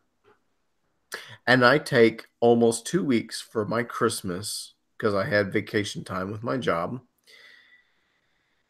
I was back to work in no time. It was like I snapped my fingers and boom, I'm back to work. I remember it taking forever. I remember almost getting bored in Christmas vacation because of like, dude, I'm making a Christmas vacation. I've hung out with my buddies a bunch. I've done this. I've done that. I was like, am I ever going to go back to school? You could also tell the years apart more easily back in those days. Yeah. Because you had like 5th grade, 6th grade. Yeah. And suddenly you were allowed to do this, and then the next year you were allowed to do that. Exactly. Now it's just 35 to 40. It's just the same. Yeah, I found that very much ever since I turned 30. 30 goes in 31 to 32 to 33 to 34 to 35, and I just have kind of just like boop, I've let it go. I've been concentrating on work. I've been concentrating on my kid. That's what I was gonna say. Do you have kids or a kid or? I have a 4-year-old boy, and he's my buddy. Yeah, I got a 6-year-old full nonverbal autistic, and then a 4-year-old little Steve Jr. That's his name, Steve Jr. Nice. So he's little Steve, I'm big Steve, but yeah, and they're my little guys. Mine turns 23 in 2 weeks.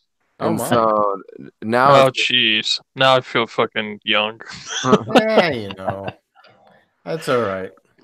Well, you're not going to do the same thing that my buddy Jay does to me. I'm old enough to be your daddy. Dude, you know what? Okay, so I've been working in engineering, for example. I have always been, since I got out of high school at 17 and joined the Marine Corps, I have perennially been the youngest everywhere I've been.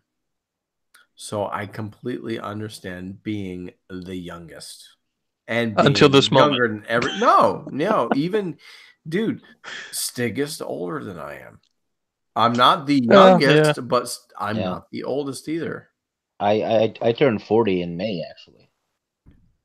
Well, congratulations and many happy returns. Stephanie Janicek is going to make a roast video.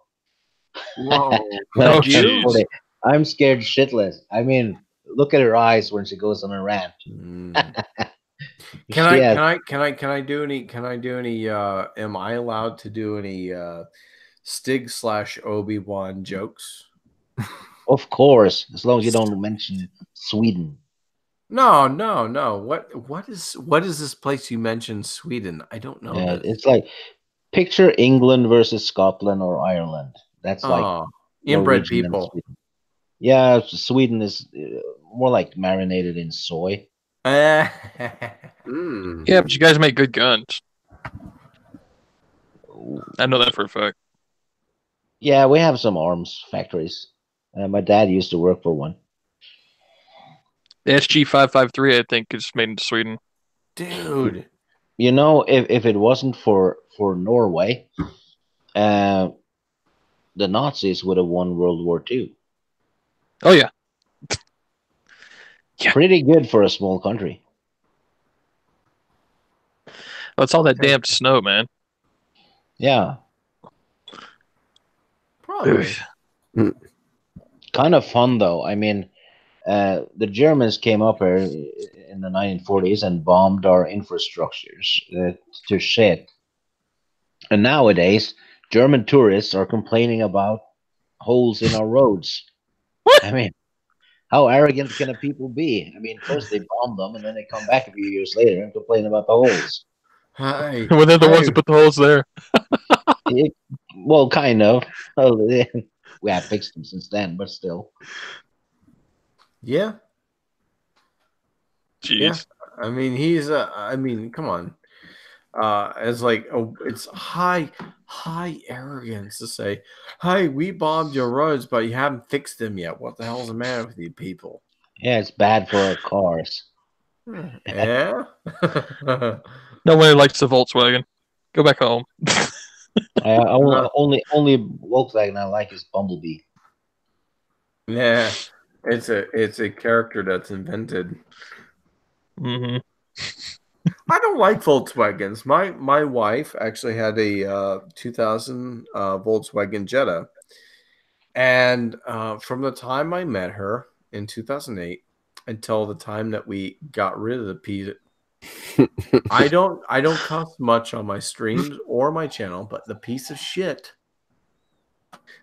It took 5 years for me to get rid of that pile of crap, and I was so thankful to get rid of that piece of crap. It was when you had to replace the spark plugs, you had to take off the you had to take apart the intake manifold to get to the spark plugs. And for a 4-banger, it was ridiculous. I did not like that car. And everything was plastic, and everything was designed for cooler German weather. So you have a thing in the desert, and it's a Volkswagen. Oh, a Volkswagen. And the thing, every plastic piece, you're like, oh, well, I have to take the intake manifold off to get to the spark plugs. Oh, right. Okay, I could do this. Well, you take the freaking oh my God, it freaking shattered it, disintegrated because, well, it's plastic or it's rubber, and we're in the freaking desert. And the thing, freaking, oh my God. I gotta spend $200 on an intake manifold freaking hose that goes to the bloody intake. It was a piece of crap. I'm really glad to never see that thing again. Yeah, me and my friends, we have, ever since I was a kid, always avoided any sort of beat dub. Smart man. 100%. Just Smart man. I saw, I think, 2 Jettas. I think they're Jettas. I believe they were both beat dubs. Looked similar like that, so I think they were. But watched them. They're doing burnouts. Went out, put a bunch of water down, went to do a big burnout, and just exploded the transmission. Is just a whole this pot metal explosion. And I saw 2 of them happen over, I think, a 5-day period. Like 2 different people did the same thing in Jettas, and it was like, you guys got to stop trying to don't do burnouts in Jettas. And don't. Yeah, and this is why Volkswagen is not NASCAR. No. No. I mean, Volkswagen. You know, probably closer than any of us, Stig. But Volkswagen was meant to be the carriage of the people, right? The cheap automotive, thing for the average individual. And that's how it was marketed. Says everybody can have a vehicle. So National Socialism car. Okay, gotcha. Yeah, pretty much. I think I remember Hitler going and inspecting some sort of thing when he was kind of getting involved in all that and saying, "Oh, this is interesting." When the first you can correct me, Stig, because you're in Europe, so you're more familiar with the local history. But I think he wasn't involved in like, oh well, this will be really nice for the populace or something like that. With the Beatles, the original Beatles. I have no clue. I'm well shit with cars. Consider it's yourself that simple. Okay. Yeah, it's that simple. Well, you guys probably have horses and stuff, and that's okay too. Yeah. I mean, because you have mentioned a lot of times that you've had experiences with poo. And Damn John Talks made an episode of the poop stories. Dude, I gotta say, I mean, I watched that another 3 times while I was at work because I was like, this was a really fun night. And to hear those again, although he didn't put the one, I think, and you got to bet, Stig, he did save you a little bit because he didn't mention the one where you fell face first in the cow pie. Yeah, and there were 4 poop stories really in that class. Yeah. You only picked 2 of them. Yeah.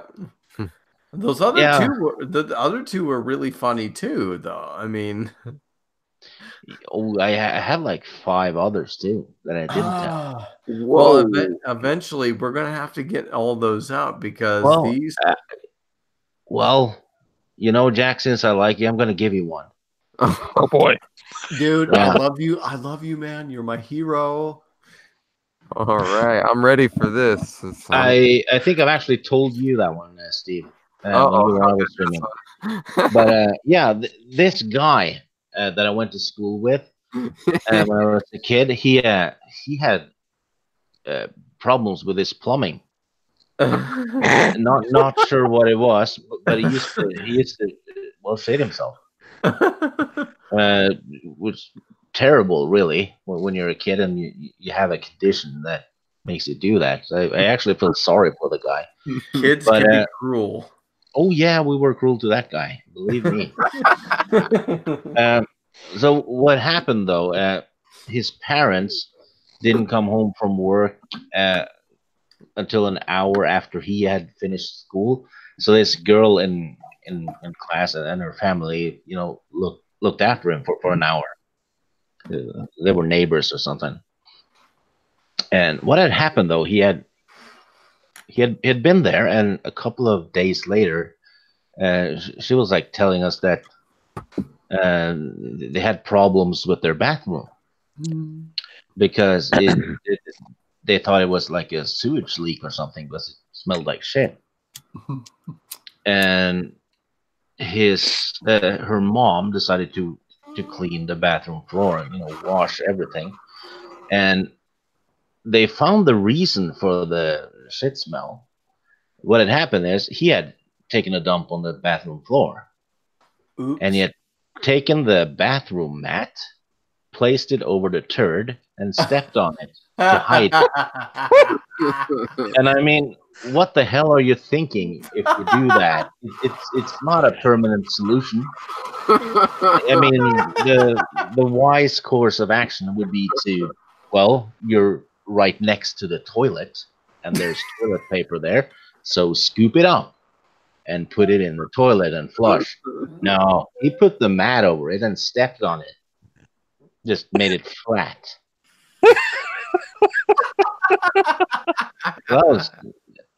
Yeah.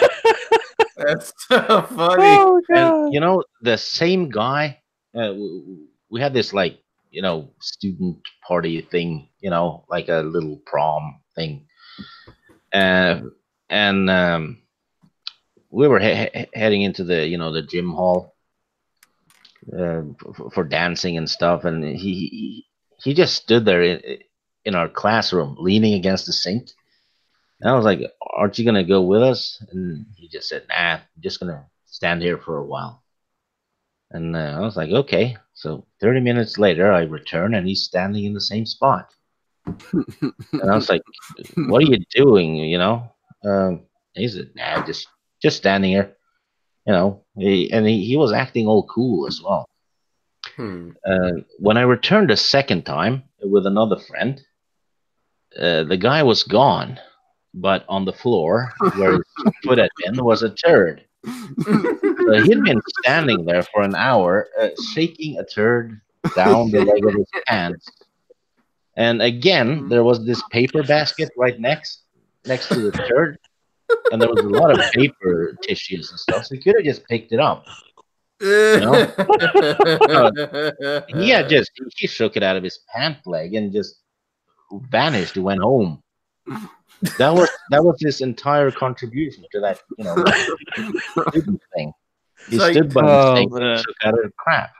Dude, he didn't think that the first instance he couldn't go outside and take a dump in the bushes or something, and then the second thing is like I'm sure. Okay, now correct me if I'm wrong, Stig, but did they not have a toilet available? The toilet was right next to the turd. Was on the bathroom floor next to the toilet. I don't think he has a shitting problem. I think he has a mental problem. Yeah, so that answered that question really quickly. he's not a puzzle solver for sure. I mean, good God, this guy makes fucking Sling Blade look like a normal person. Jesus Christ. Yeah, that was special. Disturbing. There was a lot of incidences with that guy. Whoops. Yeah. I appreciate the poop stories always, Stig. I remember, after gym, when we were in the shower, we had learned that if you punched him in the stomach or something, he'd shit himself. So we kind of positioned him with his back towards another friend, and we kicked him in the stomach. Oh, nothing happened though. but the friend behind him panicked, so and flew into a rage because he knew what we were doing. Weaponized shit. Yeah. You made an assault pooper. Yeah, we tried to get some blowback, but it didn't happen though. But the guy realized exactly what we were trying to do, and he was bigger than the rest of us, so we got beaten up. Did he finally take a shit after you got beaten up? No. Man. So rough times in Norway in the 80s and 90s. Oh, I have a gross poop story though. Oh no. Swim class. Wow. Yeah, I had a diver's mask on. I always wore one of those, and the swim teacher was having us dive into the pool and collect these little rings that they threw in. Mm. So the poop guy was swimming in front of me, and I was like watching him swim, and suddenly another friend, attacks from above, wraps his arms around the guy's stomach, squeezes, and then bites him in the back. And I could hear him like scream underwater and stuff in pain.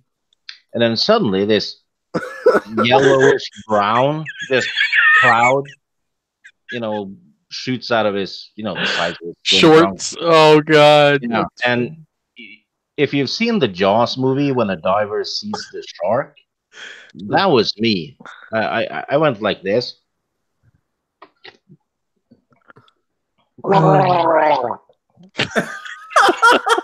I know that reference. Yeah, full screaming. I could not get out of the pool fast enough. That was probably the only time I've had a full-blown panic. And the guy didn't surface. He made this whimpering whale sounds and just swam into the brown mist. Just disappeared. The brown mist. Yeah, it's like almost like a defense mechanism, like an octopus. Just covered his tracks, and I got out of the pool, and everyone else did because it was visible what had happened. He was the coolest kid in class. I was like 5 feet behind him, something like that. So yeah, full blown panic. Never gotten out of the pool that fast before. I can't imagine why. No, but the guy's doing well now though. Well, that's good. That's good. I mean, well, they have coupons for Depends now, so yeah, he's not backed up anymore. Oh man. Yeah, that was. I remember I shat myself in probably 3rd grade too. I was on a swing and I needed to take a dump, and the bell rang and recess was done, and I just jumped off to rush to the bathroom before class. Stupidly enough, though, when you have to poop, you shouldn't jump from a swing, especially if you're high up. So suddenly I landed and realized, oh, I have a passenger in my underwear. Yeah. So I just kind of ran down to the boys' bathroom and removed my pants, removed my underpants, and well, there it was. I had a brown baby. And I was like all alone, and I was laughing. I cleaned myself, but I couldn't use the underpants anymore. So I was like, well, it looks a bit like a sling, doesn't it? So I was like spinning it around and stuff. And remember, I was in 3rd grade. Yeah. I was like spinning it and trying to throw the turd into the wall. but it just wouldn't let loose. So I just threw the whole underpants, and I hit the wall just where the wall reaches the ceiling, and the whole underpants, like, it stuck. It stuck to the wall because the shit was stuck to the underpants, and it slid down a bit and just hung there. That's like hilarious. like a turd under your pants stapled to the wall. And of course, I went to class and, pretended, that nothing had happened. One class later, the janitor appears and wants to talk to the class. And he, explains that, there was feces on the wall.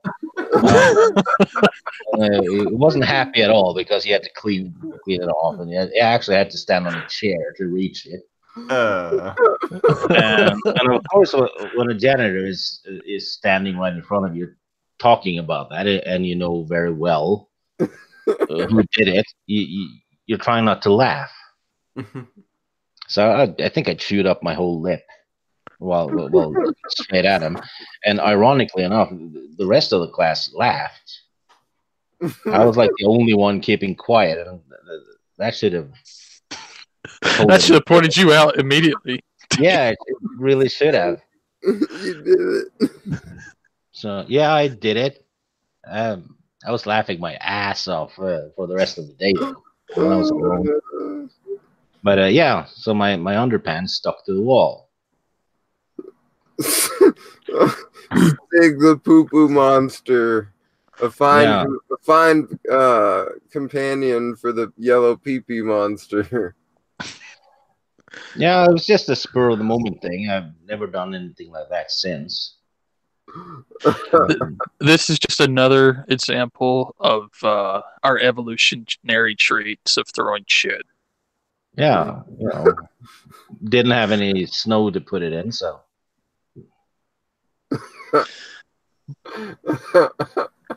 Oh no! Jeez! Wow. Yeah, well, there you go. That was it. 3 poop stories for you. No, 4. Jack's real quiet, man. Is he laughing? Is he appalled? Is he disgusted? What's going on here? I don't know. I mean, I don't think he was expecting this story. Maybe scared the crap out of him. Or maybe he had to go do it himself. Yeah. When the poop happened, the semen left.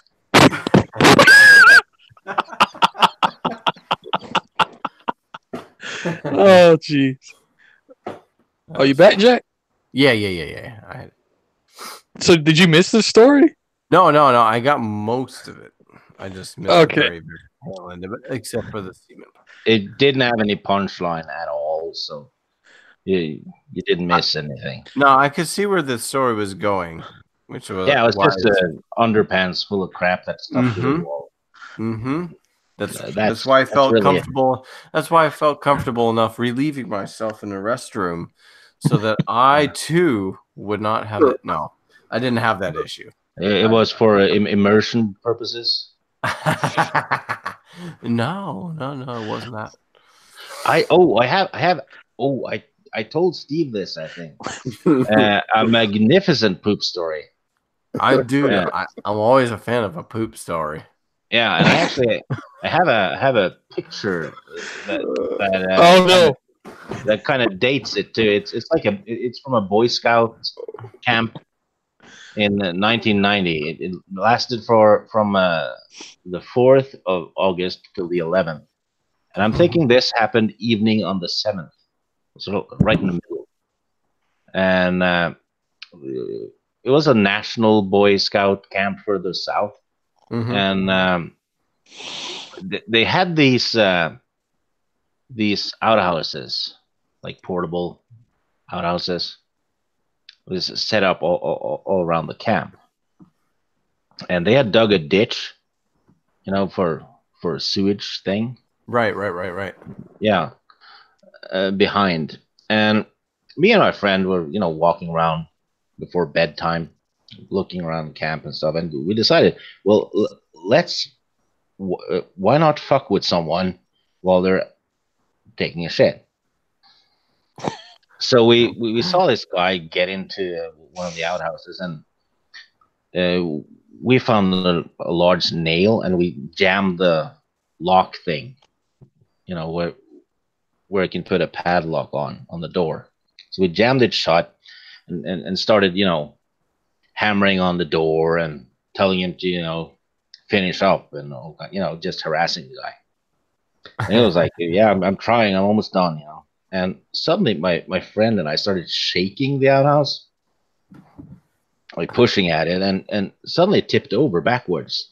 And it fell into the poop ditch.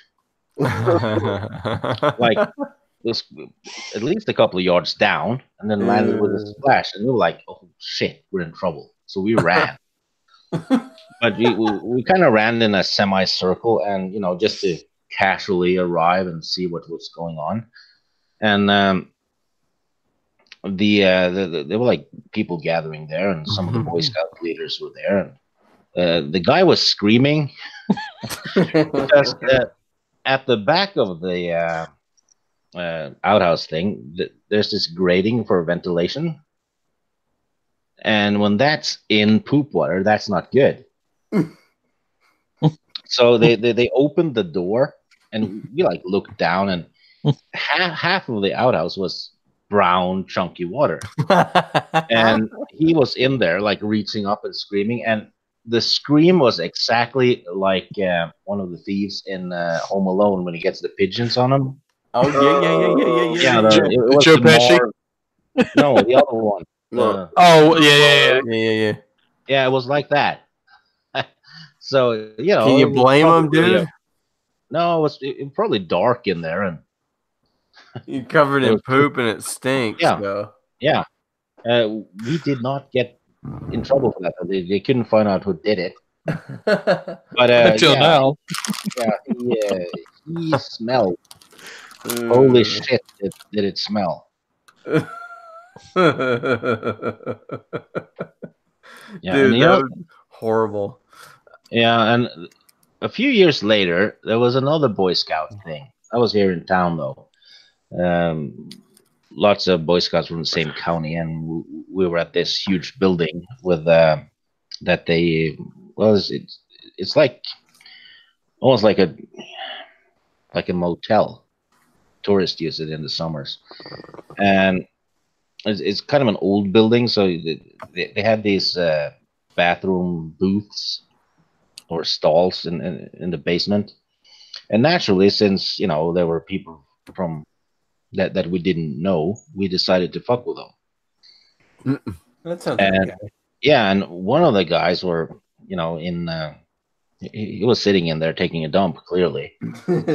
And me and my friend decided to, we should throw something over the stall so it hits him. So we went into this little storage room, and they had these metal tanks that they use for, milk, like a dairy tank thing. Mm-hmm. Yeah, I know what you're talking about. Yeah, probably weighed about 12 kilos, and it could take 25 liters.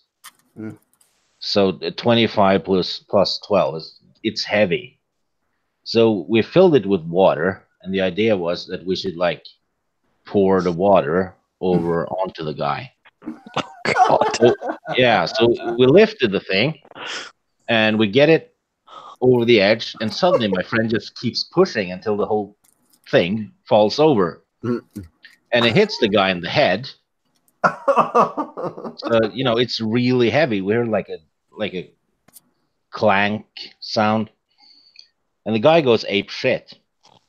And there's this water everywhere, and he was hammering at the door and the walls and going berserk.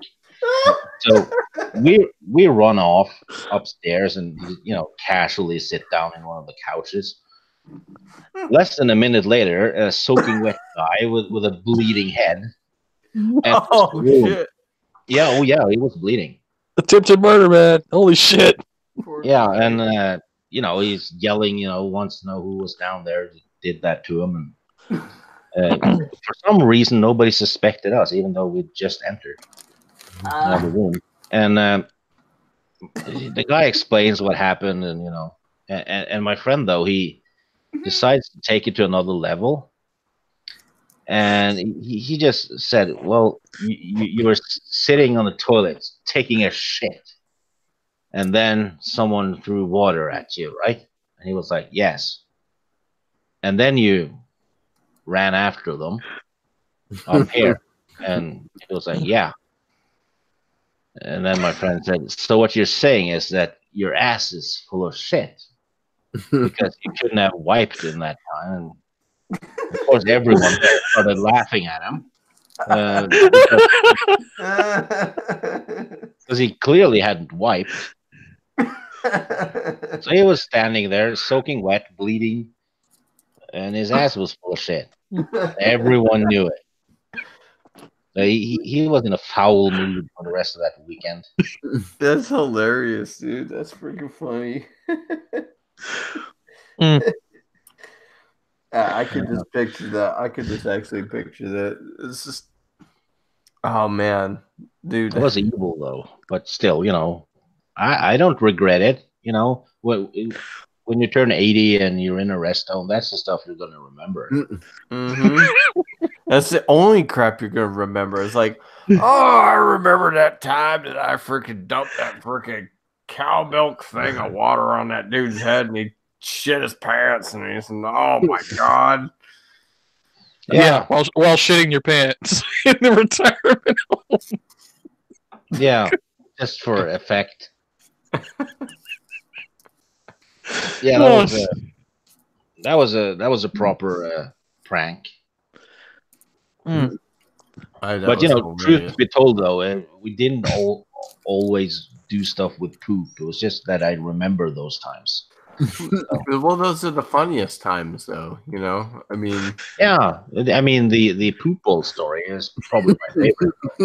Oh man, you know, maybe that's how we should fight the SJWs. Just, you know, start using poop. Yeah, all you need is poop, snow, and a good arm. Yeah, I'm a fan. You know, you do need to be winter though for that one. Has everybody here heard the poop story? Oh, the poop ball, the brown core. Yeah. Has the Big Steve heard the brown core? I don't know. I've heard it. Yeah. Hey, who has joined us? Oh, hey, it's Hallmark. Hi, Hallmark. Hey, what's up, buddy? How you doing, Hallmark? You just missed 5 poop stories. Dude, he told us more poop stories. I've been doing things. You missed out. Now, this is my, I guess you'd call it my nerdy night. Okay. It's my tabletop gaming night. Ooh, nice. So that's cool. I just got back like 10 minutes ago. That's neat. What did you play? By tabletop, what did you play? We play Star Wars. The role-playing game? Yeah. Cool. I have almost all of the D20 books. Yeah, this is the new Fantasy Flight stuff. Is it any good? Yeah. I mean, you know, once you learn the dice and all, I mean, it's like back in the day, you know, like back in the 90s, when I was playing, you know, it was like a D6 system. Yeah, that I remember that. That was awesome. But D6 rules.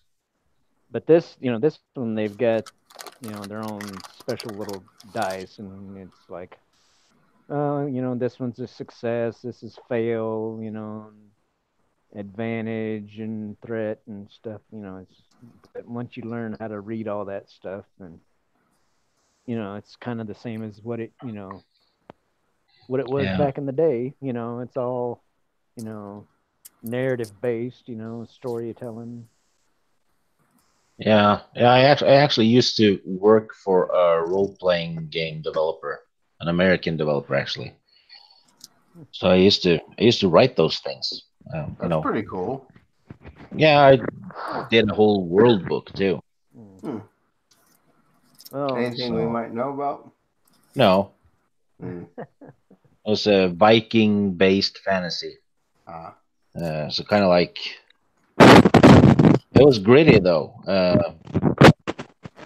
It was kind of like Game of Thrones mixed with Tolkien almost. Probably incorporated some sort of like poop slingshot or something like that. The guy told me to write gritty and dark, and I did that, good. and it said like, no, we need more gritty and dark. And I was like, okay, I'll write you some fucked up shit. and I wrote this little like side mission thing for the adventure module, where people had been disappearing, on the road near some farms, and the players would have to investigate it. And the thing was, the local farmer had gone crazy, and he had replaced the clappers in the bells on his sheep with cut off fingers. Whoa. So they wouldn't make noise. So I had written that, and when I got the feedback mail, it said WTF. That's all it said, but it did make it to the book though. That's freaking funny, dude. Yeah, and it was something like someone was sacrificing babies to some evil volcano god. And I figured like they can't just go down there and toss them in because it's hot. So I had like written that they had this little catapult. And now we know where Ethan got his trebuchet idea from. Yeah, so that one didn't make it to the final work though.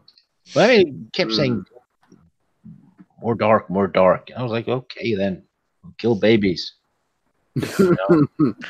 Jeez. I'll fling turds.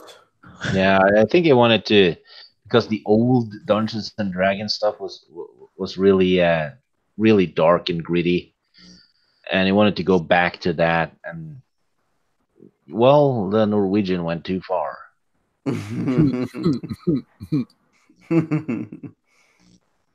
I do have the books on PDFs though, so I could give you guys copies. If you That'd want. be freaking hilarious. That'd be cool. Yeah. The guy still owes me my wages. He just closed the company down and ran off. What? Yeah, he owes me over $500. Hey.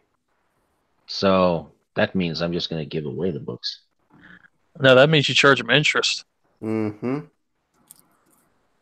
Yeah, he went ape shit because he kept making excuses, like his kids needed food and all that. But after 2 years, I just told him, enough is enough. Pay off. You hired someone to work for you. You should pay. And then he started on this rant, wanting me to get a notary so I could confirm every word I had written. It was just bullshit. The fuck? Yeah. Yeah, and then he started saying the contract wasn't valid because someone had faked, his signature or whatever. And I was like, well, whoa. And I spoke to a guy I know that's famous artist, and he said as long as the contract is watermarked with his company, it counts, and it came from his mail too. And when I told him that, he just completely went berserk. So, and a couple of my artist friends had him blacklisted from the whole industry. Mm-hmm. So that was fun times. I did have fun writing that stuff, though. It was fun to get published and all that. Mm-hmm. So this guy asked you to write graphic, horrendous shit with baby killing, and then doesn't pay. No. basically, what I did was I created a fantasy world, but it had to be a bit gritty. But All right. Most of it was just lore. You know, I made up villages, you know, and populated the villages with important characters and whatever, and made all the landmarks on the map and added history to it, religion, you know, a king here and there and a queen, and made monsters, and then we made these, well, basically games that the players could play. So that was basically a small novel with no main characters, because that's what the players are supposed to be. And we had to add a lot of options for what the players might do, you know, since the story would be changing. And some of those side missions they could run into, you know, if they talk to the innkeeper in that town, they might hear a rumor about, you know, that farm or whatever. So that was where the gritty, messed up stuff was added. But basically, it was more like a history traveler's book, really, traveler's guide. But I got fed up though after 40 villages. You know, there's only so much you can do to make a Viking village unique. Right. So Stig, I got two questions for you. Yeah. One, do you still do any of that kind of mixed media, like RPG stuff for publishing? I do get asked to do it now and again. Okay. But I think if I'm gonna do something now, I'm gonna do my own stuff. I'm been working on novels and shit. Yeah. Perfect time. Make your own thing. So my second question is, with today's identity politics, have you ever thought about taking SJWs and turning them into like actual fucking things you battle, like a modern setting? You know, SJWs are more like a cult. Exactly. Like, so what if you make money by turning them into like, you know, actual like trolls, like in Dungeons and Dragons and shit like that? You know, make it more modern setting. Back in the Dark Ages, people used the same tactics as the SJWs do. They called someone a witch or said they had seen something that they worshipped Satan. You know, it's all about demonizing. Well, yeah, like Monty Python. Yeah. Yeah. Oh god. But it's exactly the same thing that the SJWs are doing. That guy. If she floats, she's a witch. If she dies, she's not a witch. Yeah, Ethan Van Sciver floats. He weighs as much as a duck. You know? But yeah, it's exactly the same, and it's exactly what Hitler did to the Jews as well. He demonized them first. It's a case of history repeating, and you can easily twist that into some like cult that the heroes have to kill or something. Mm-hmm. Yeah, that makes sense. And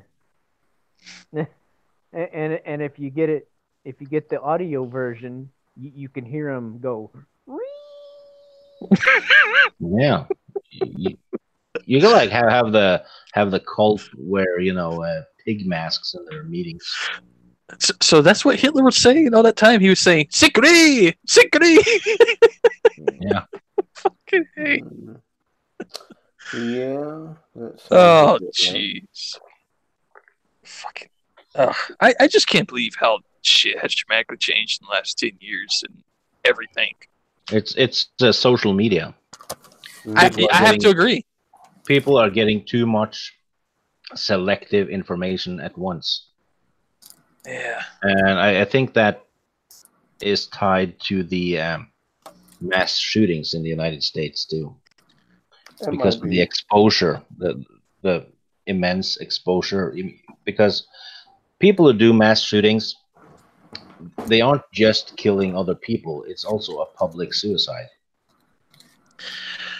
Yeah, but when you look at the FBI statistic reports about that, there's more deaths with drugs than there are shootings. Yeah, but mass shootings and school shootings, Yeah, they get more publicized. And you didn't have those in the 80s, and the gun laws were less strict back then.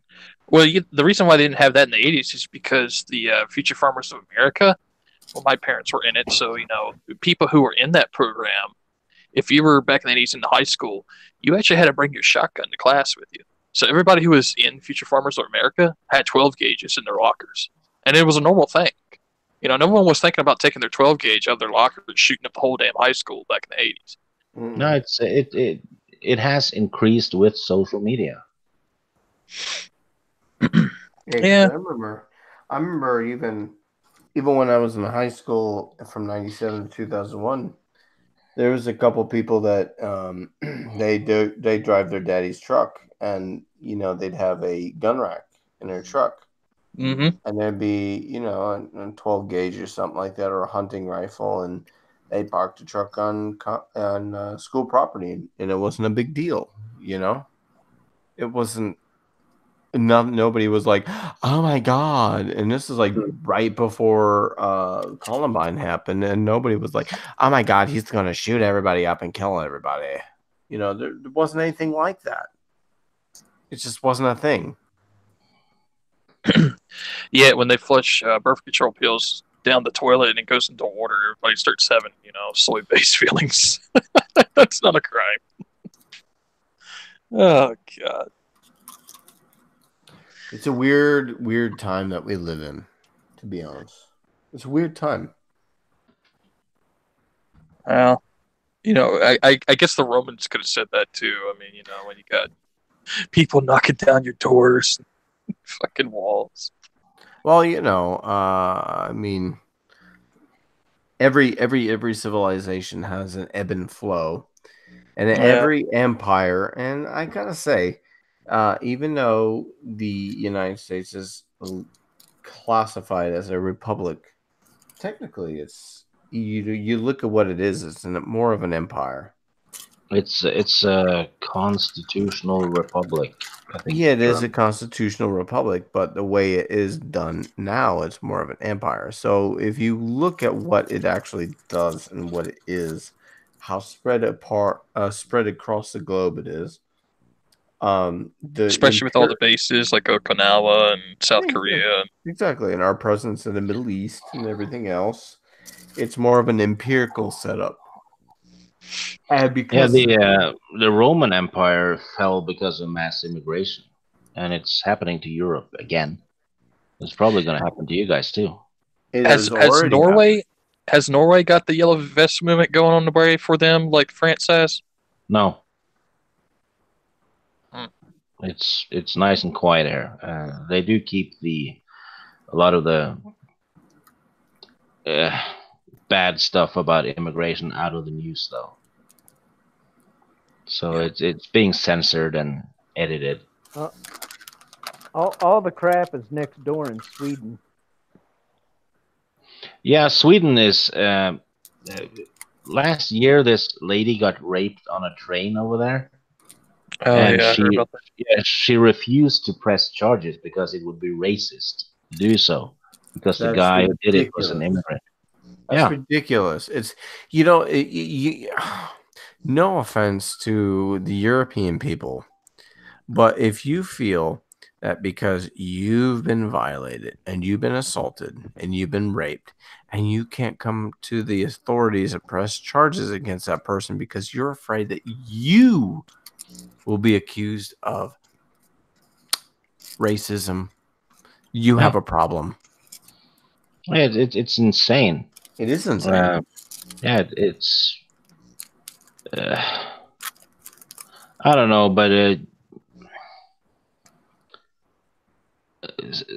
Sweden is so fucked up now. They had an immigrant gang shooting at a police station over there, and the news report said that some kids had fired some fireworks at the police station. They hadn't done that. It was automatic weapons. So, people are realizing they're being lied to, and that's when shit hits the fan, people will eventually have had enough. Yeah, but where's the breaking point? The far right is on the rise in Sweden now, and that's a symptom of the left having gone too far, because all the moderates have been silenced by being labeled racists or whatever, right? So now they have to get violent. Yeah. So all they have left now is right-wing nutcases, because they're the only one opposing the far left. And that's the problem. That's the problem, is that extremism always comes out of the your blind side, because they're like, oh well, we're a direct opposition to whatever other extremism has come up. And it's the normal people. Normal people, 90% of the population in every country are generally just moderate people. They want to be left alone. They want to live their lives. They don't really adhere to a extreme right or extreme left paradigm. They just, they want to be left alone and enjoy their life. And so you have this constant battle between, the pendulum swinging far left, far right, far left, far right. And it's like, and nobody wins. If you're on the far left or the far right, doesn't matter. But if you attack people in the middle from the far left, you'll push those people towards the right. That's true. Yeah, and vice versa. And that's what's happening now, because the people in the middle have been pushed away because they've been labeled all kinds of stuff, right? And silenced, and people don't like that. It pisses people off. Yep. So they'll just go to the opposition just for spite, That's true. That's why we have Trump. Yeah, probably. And people wanted something new. I mean, Hillary was basically just trying to be a new Obama, I think. Pretty much. I think that she was just going to follow in Obama's footsteps with all that bullshit. Yeah. People are fed up with identity politics, and a lot of people voted for Trump because Hillary cheated and got rid of Bernie. Yep. And so people voted for Trump out of spite. And that's the thing about Bernie, is that I actually didn't.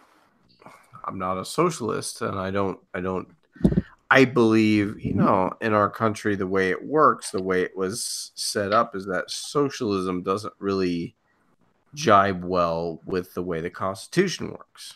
It's mutually exclusive. However, having said that, he was a genuine person. I can at least respect him for his views. And for him to be railroaded in the way he was just showed the snake that was Hillary. And I didn't have a choice. I actually, and this is something, I've actually mentioned, I think I mentioned before, I voted for Trump because, he says it how it is. He's an idiot from time to time. He's a spoiled brat. He is. Yeah. He is. But the thing is I do respect the fact that he is clearly an alpha male who will say it how it is, and making fun of people that are established, people like Jeb Bush, for example. I don't want another Bush crime family person in the mix. I didn't want that. Hillary Clinton, she's pretty. She's rotten. She's rotten. She's rotten to the core. Yeah. So it wasn't even to like the lesser of two evils category. It was like, well, he has more substance to his, even if he is a dumb retard from some time. In things that he said, he does have more things of substance to say. Whereas, Hillary just said, "Well, I'm a lady, so you should vote for me," and Trump is dumb, so you should just vote for me. And it's like, well, how am I going to get on board with that? And you railroaded Bernie, so how am I going to actually get on board with that? I can't. Hey, Jack, Mazer is just asking if you can pop on. Well, actually, Amazes, I was actually going to can this within the next few minutes because I'm actually dreadfully tired. I had a Yeah. very, very hardcore workout this afternoon, and I'm actually pretty blasted. So I was actually going to be canning this in the next few minutes. I've actually really enjoyed this conversation because it didn't start off as philosophical. It did start off more as poop culture. But there's some wisdom to be had there. I mean, Yeah. manure makes things grow. Yeah, it's true. Just like anything else, a good conversation will ebb and flow. In this case, it ebbed and it flowed into it blossomed into something fresh. Yes, exactly. I was going to say, what are those things called that you have? The porta potty. It ebbed into a porta potty and bloomed into fresh flowers. Yeah. Even though people panicked here and there, and yeah, that's true. A bathroom mat got violated. Yes, absolutely. No, we heard incriminating evidence too. Don't forget that. Yeah. No, but exactly, and people weren't quick enough to the toilet. These things happen. So hey, why don't we start the process of plugging channels? I know there's only there's only 5 people out there, and I think it's mostly us. But hey, and look at Steve. Steve is snuggled up in his bed. It looks like he's about to. He was munching, man. He was about to go to sleep. I saw that. Nobody, it looks like somebody's about to tuck him in for the night. Tucky time. What? Steve, Big Steve. Yo, why don't you share about what you do and who you are? I'm Big Steve, and I do some stuff on my channel lately, just kind of some live streams, but I do Spawn issue reviews, starting kind of from the beginning on the first issue, working my way upward. I'm doing some video gaming, gonna get into some reviewing. Just ordered new PC, well, the parts, I put it together, but so yeah, if you want to check it out, I do live streams, and I just pretty much like to let everybody get their time to jump in and enjoy some live streams. So if you watch out, see if I'm live streaming, then you're probably welcome to join in. Awesome. Prime Geek, please tell us what you do and what you love. What is your channel all about? Okay, well, as everybody figured out if you watched the beginning of this, I'm also a persona, so Jeremy Simmons, for one. Which is hilarious, by the way. Oh, dude, when everybody was making fun of Jeremy's hair, how puffy it was, I saw how curly it was, and I was like, man, whose hair looks like that when it gets really big? And then I was like, oh shit, Richard Simmons. So I just fucking photoshopped his face over top of it, and then Jeremy Simmons was born. Classic. Yeah. So if I'm not being him and talking on my social media underneath that platform, I'm usually underneath Prime Geek Collectors, which is at Prime Geeks on Twitter. And I've built a website that it's been up for almost a year now. We're about to finally move it over to a better platform on Zenforo in about 2 to 4 weeks, depending on how fast I can move it and transport, stuff from the old website to the new. And it's just a website that basically talks about, everything that we talk about, pop culture, geek stuff, collecting geek stuff is the main focus of it. But I'm trying to transition into more like an article base and I'm also looking for people who, if they want to write articles on the website. So, basically take what IO9 is, but make it more factual in my sense. So, yeah. So if I can get that website to be launched where I have articles and then have forum based to those articles where people can not only just read those articles but engage in that forum to talk about these things, I think it'll be a big hit eventually down the line. And because with social media, Facebook, even Twitter. I call Facebook Faceplace, Twitter Twatter for one, because it's just a bunch of people just trying to like take what you're saying and trying to cuck it, man. And they take everything you're saying. It's just like you read Twitter and it's like I'm saying this at you, I'm saying this at you, and then you're blocked, and then that person's tweet or account has been disabled, and it just seems like with social media, it's just getting more and more where freedom of expression and freedom of speech is just getting slowly corporatized, like yeah. So me creating this website to me is a very big thing because I have control of it, and no one else can take my voice and the people who are on its voices away. And that's a big thing. Yeah. And not to mention, so I'm trying to get this YouTube channel started too, which I don't really like YouTube because they do the same thing as a social media platform. But it's a great way to promote stuff, So hopefully I'll be able to have more content than I'm doing right now in the future. So well, right. All of this stuff is like a double-edged sword, So it can be used for good and it can be used for evil. And it's bad, Right.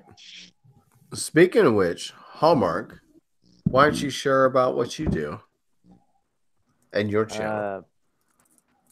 Well, as you know, I am a veteran, just as you are. Hoorah! And I guess you'd call me like a variety channel, because I like talking about veterans stuff, issues. I also like talking about news and politics and movies and sports and just entertainment in general, and like the whole pop culture thing, which we're all kind of involved in,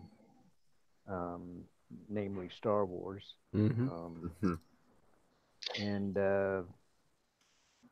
as I like to say, life in general. And so just any of this stuff that comes up, Right. And, didn't you say that you were going to school so you could run a center for veterans? I'm on my way to starting in the spring semester, and eventually I'll get my degree in the program, or whatever you want to call it, is human services with like a I guess emphasis, or dare I say major, in chemical dependency counseling. Just because it's like a bigger, better program than the other track that they have. But anyway, my goal is to become a like a counselor / case manager for homeless veterans. It's pretty awesome. That's really good of you. Which I myself fit into that category currently. I reside in a transitional housing facility for veterans. So.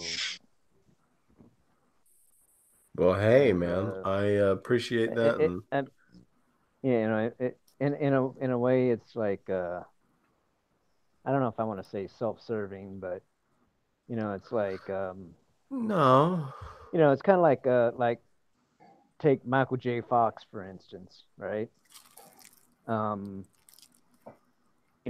Since he came down with Parkinson's, that's like his that's like his cause now.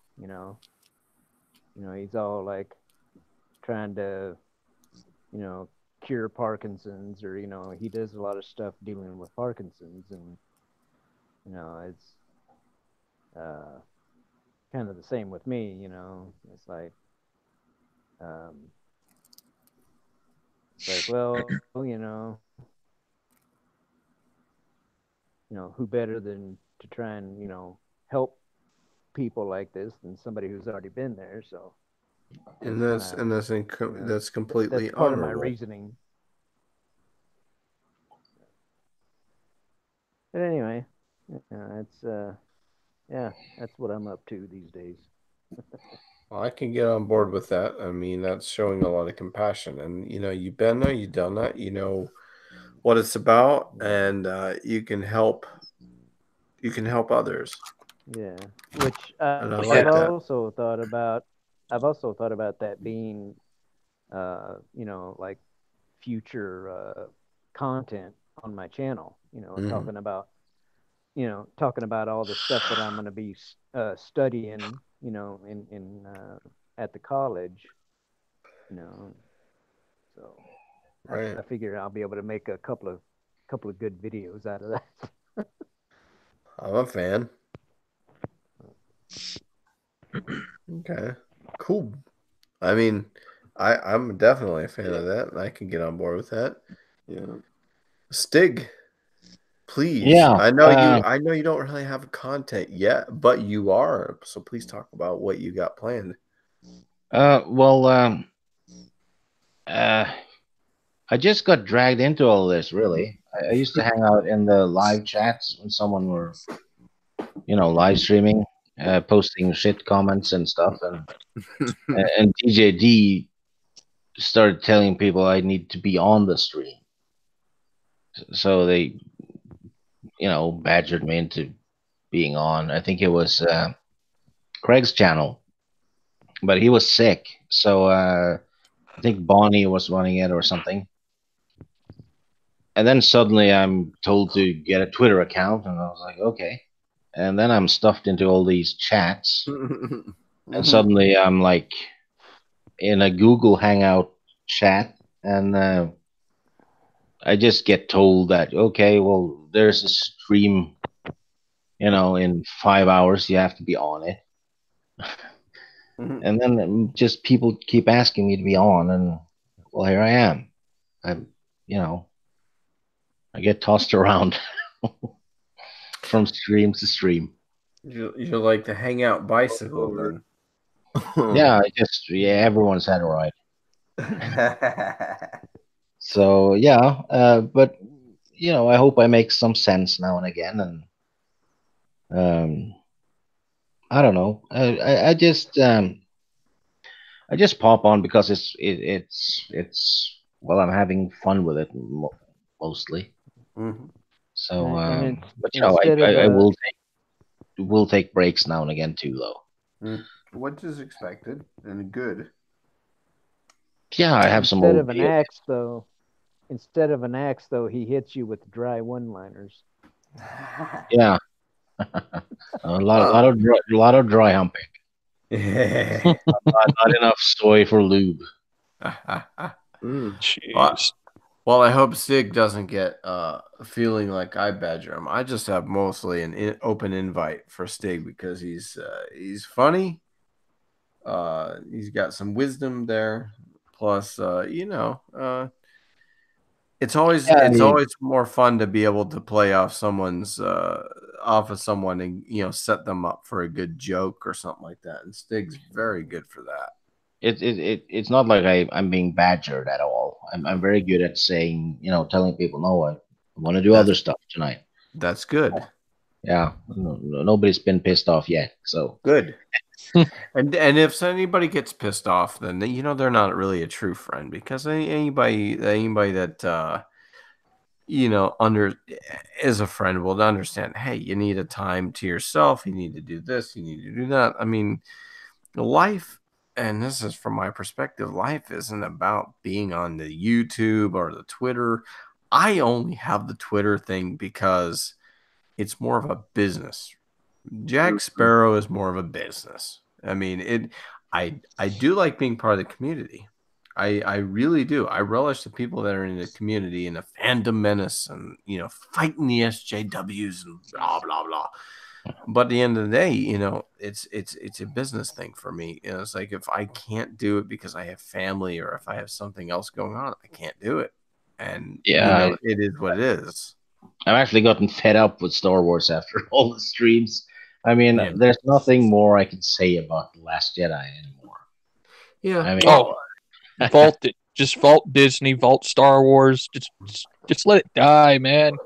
Just let it die. There's a reason why I don't really cover. I not a lot of people actually know this because I have the whole Jack Sparrow thing, but I'm actually a huge Star Wars fan. But I never watched The Last Jedi, and I never watched Solo. And I only watched 15 to 20 total minutes of Rogue One because it was boring as hell. I watched the first 10 or 15 minutes, and I watched the last scene with Vader going apeshit on people. Oh, man. That was it. That's what I did too, man. We pretty much did the same thing. I couldn't do it. I almost fell asleep in the Rogue One. I'm like, this isn't a Star Wars movie. This is like Saving Private Ryan, but in outer space. Yeah, Rogue One got better though. Then there the last 30 minutes. Well, they got guys that nobody gives a rat's ass about. Yeah, the cast was boring. I thought it was decent. Yeah, certainly better than The Last Jedi. My major gripe about it was that it's like it was the first one that I had seen where like all the good guys died, and I'm like, I was like, well, what the, I was like, well, it's like, is nobody gonna survive? But I think the thing that I couldn't get around is the fact that I tuned out when it was you got guys like they want to make a TV show of Goofy McDinglenuts, and it's like the Italian. Yeah, it's like you can't even remember his name half the time because you're like, I don't remember his name. That's like, the part that kills me. Yeah, who? And they want to make a freaking TV show of that fruitcake, and it's like, I don't even care. Why do I care about this? They made a TV show of Poe Dameron with a bunch of Star Wars pilots, and it's like, do I care? I don't even care about Poe Dameron. Poe Dameron, I mean, it's like, you sound, yeah, you are a boring character. You are a whiteboard with nothing written on it. It's like knockoff Han Solo with Luke Skywalker thrown into an X-wing suit. Pretty much. So, I mean, having said that, if anybody does not know who, I'm pretty, out of the 3 people watching, it's all us. So you all know what I'm about. I like to make fun of stuff. That's all I'm about. I like to make fun of stuff, and I really do love Star Wars, but I don't cover it much because what is there really to cover that's any good? Mm-hmm. I mean, seriously. I mean, and Captain Marvel is the gift that keeps on giving. That's the end of the MCU right there. That is the end of the MCU. It really is. I mean, and with the news that they might be adding alternative scenes into Endgame in order to limit Captain Marvel because everybody's like, boo. I mean, that kind of makes you think, oh well, if this is indeed true, I don't buy into anything until I see it. But if this is indeed true, it's like, oh well, yeah, if they're going to, pull back on this whole Captain Marvel thing because they're like, oh, that might hurt our bottom line on Endgame, which is what everybody actually really wants to see. What does that really tell them about the future of what is it phase 4 or phase 5 at this point? I've kind of lost track of the phases. It's phase 10, dude. It's phase 10. Okay. Well, I mean, look at Spider-Man. We don't even have a proper origin, and the only villain he's actually ever battled was the Vulture. Well, I think they made a big point of like, well, we don't want to do a origin story of Spider-Man because everybody knows what Spider-Man. We'll just make Tony Stark Uncle Ben. Yeah, basically. Yeah, pretty much. It's like, oh yeah, he's the new Uncle Ben because it's not a face anymore; it's a facial. Yeah, pretty much. It's like it's a Botox injection. You just can't keep going back for more. Yeah, expressionless Marvel. Yuck. Just anyway, I need to go to bed, people. Okay, Stig, man. Yeah. I need to go to bed as well. But you know what, gentlemen? Thank you very much for being on the panel. Thank you for having a good time. I enjoyed this immensely. Yes, thank you. Thank you. And take care and be well, everyone. Be well, everyone. Good night, Stig. Good night, Jack. Good night, Shellback. Good night, Prime Geek Collector. Nice meeting you, Prime Geek. Nice to meet you, man. You have good a good night. one. Good night, all. And to all a good night.